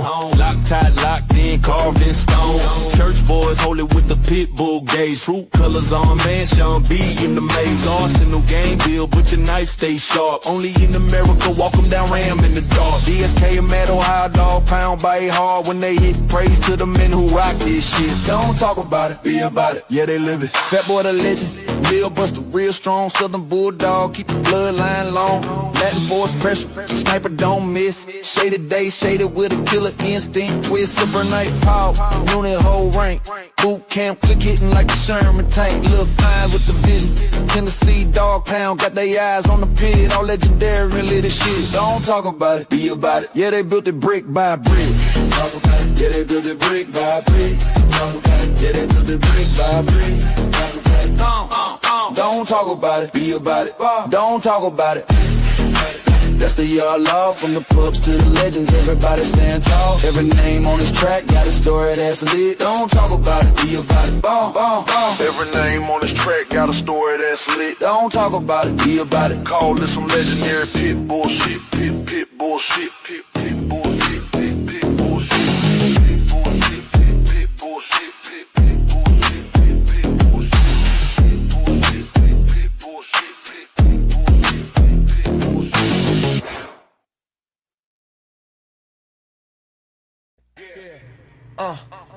It's more Mike in the house. Going hard with the legends. Paying homage, you know. Yo. Twins Mo and Mike, we running this game. Legends in the making, never gonna be the same. Kennels popping hard, these game dogs raised right. The brat, pretty mama, they shining so bright. LaMayday, what a day, they breathe the heat. Red Ruby Rod, they can't accept defeat. With 38 special and yellow bird, we top tier champions, grand champions, ain't no fear. Run the register of merit, we got the elite. Mayday bug Jeep, Yellow Frisco, feel the beat. Females like honey bunching awesome, baby, we tight. Bloodline strong, spreading knowledge, taking flight. Scratch to win, don't talk about it. We the real deal, you know it's true, no doubt about it. KPTO, the modern Earl Tudor. Got in the pack, making moves like a tutor. APT, family thick, like legends in the game. Legend of them, Triple M. Shout out the name, Deep South, Roadblock. We upholding tradition. Mama, Southern Kennels, we got that ambition. Hardcore hitter, Stone City brings the fire. The Abrahams, the fam lifting us higher. Run the register of merit, we got the elite. Mayday bug Jeep, Yellow Frisco, feel the beat. Females like honey bunching awesome, baby, we tight. Bloodline strong, spreading knowledge, taking flight. Scratch to win, don't talk, be about it. We the real deal, you know it's true, no doubt about it. Listen up, respect the hustle, respect the grind. Ben, Nate Dogg, putting in work intertwined. Keeping that legendary status alive, you feel? Don't hate on the ride, catch the bus, we keep it real. What's history without a future? We pay the way, captain. We make it happen, that's the play. So here's to the champions, run the race, stand tall. Twins Mo and Mike, we gon' answer the call. Legends in the game, yeah, we holding it down. In the world of game dogs, we wearing the crown. Run the register of merit, we got the elite. Mayday bug Jeep, Yellow Frisco, feel the beat. Females like honey, bunching awesome, baby, we tight. Bloodline strong, spreading knowledge, taking flight. Scratch to win, don't talk, be about it. We the real deal, you know it's true, no doubt about it.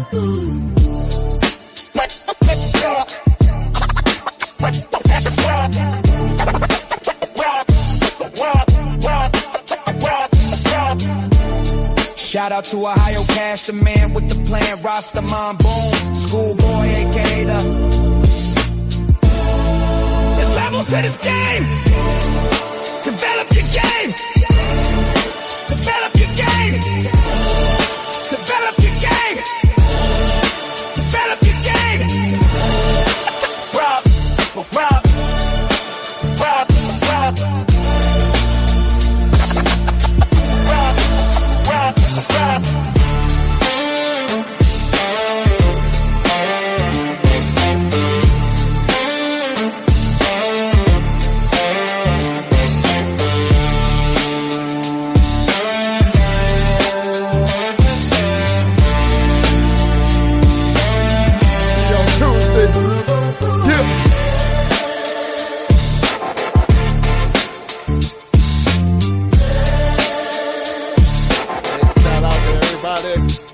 Hit that like button.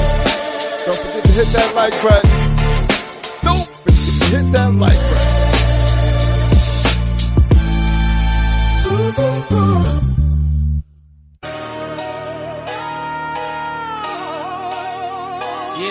Yeah. Going hard kennels, yeah, we run this yard. Twin bosses, Mo and Mike, every day they go hard. Line stack heavy like a deck full of cars. From yellow Mayday 8s, they bred real stars.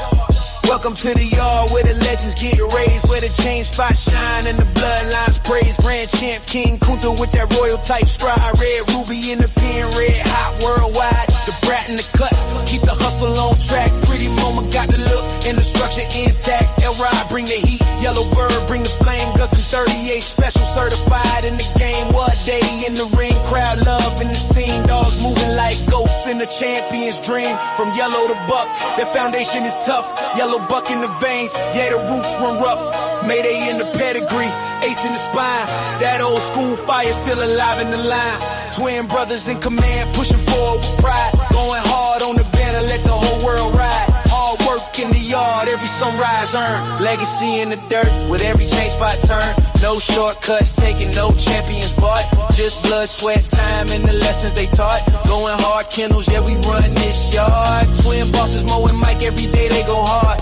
Line stack heavy like a deck full of cards. Yellow Mayday ace turning pups into stars. Sheriff Pal bought us in the game, stamp legit. Find them in Tornadoes pedigree. Hall of Fame, double grand champion. James Pogay, the formula showed how to build and sustain. Blueprints in the blood, yeah, the knowledge remain. T.O. our partner, Ohio Cash showed how to win. Turn losses into lessons, now it's trophies we spin. Mama, Triple M, deep south in the mix. Arsenal, Kennel, Stone City, solid foundations, no tricks. Hardcore, BLB up in the spec is 6. Yes.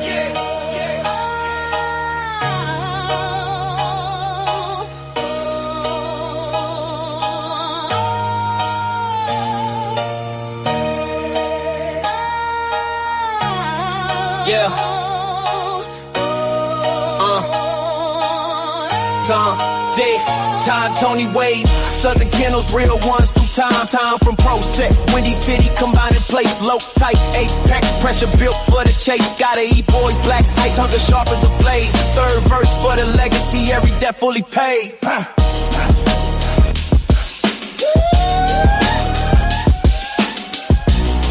Yeah, I said third verse for the legacy, every debt fully paid.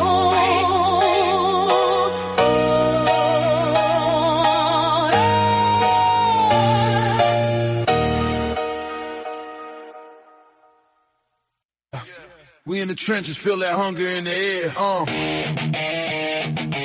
Yeah. Welcome to the yard. If you're tough, you can stare. Yeah, welcome to the yard. Where the chain spots shine, bloodlines run deep, every pedigree's prime. The game APBT, worldwide pride. You come correct, or stay the hell outside, legacy made. We grind, we hustle. Twin bosses, Mo and Mike locked in the scuffle. Yeah, we run the yard, iron fists and grit. When the sun comes up, no, we never gon' quit. Udo and Devo, legends carved in stone. Patrick Bolio made the yard they home. Tanned and yellow, they whisper through the trees. Echoes of greatness, feel that legacy breeze. Going hard. Yeah, we run this yard, nothing but the best. We don't play it soft, bloodlines stack heavy, 52 waist strong in this dog eat dog world. Knowledge and hard work, it's how history bakes. All on the fucking deal. Pressure creates knowledge and hard work, it's how history bakes. Tails in the dirt, every chain spot turn, lessons learned hard. Like the scars we earn, no shortcuts taken. Champions ain't bought, just blood and sweat. This legacy taught from Mayday to Ace, Buck to G. Every warrior counts, we ain't losing no sleep. Heat like a furnace, knowledge is the key. In the yard we trust, we got the pedigree. Feel the intensity, blaze in the fight. In the shadows of the yard, we rewrite the night. From the ring to the chain, we like kings cut out. Mo and Mike, every victory's what we shout. Going hard, yeah, we run this yard. Nothing but the best. We don't play it all. Bloodline stacked heavy, 52 waist strong in this dog-eat-dog world. We know where we belong. The yard in the dirt. Yeah, knowledge and hard work. It's how history made y'all in the dirt. Yeah, knowledge and hard work. It's how history made. Yeah, legacy in the dirt. Yeah, to that fame. The game APBT. Remember the name, so step back. If you can't handle the heat, the yard's going hard. Put the game on repeat. It's Mo and Mike. Kings in this game, going hard. Kennels forever ain't the same, nigga.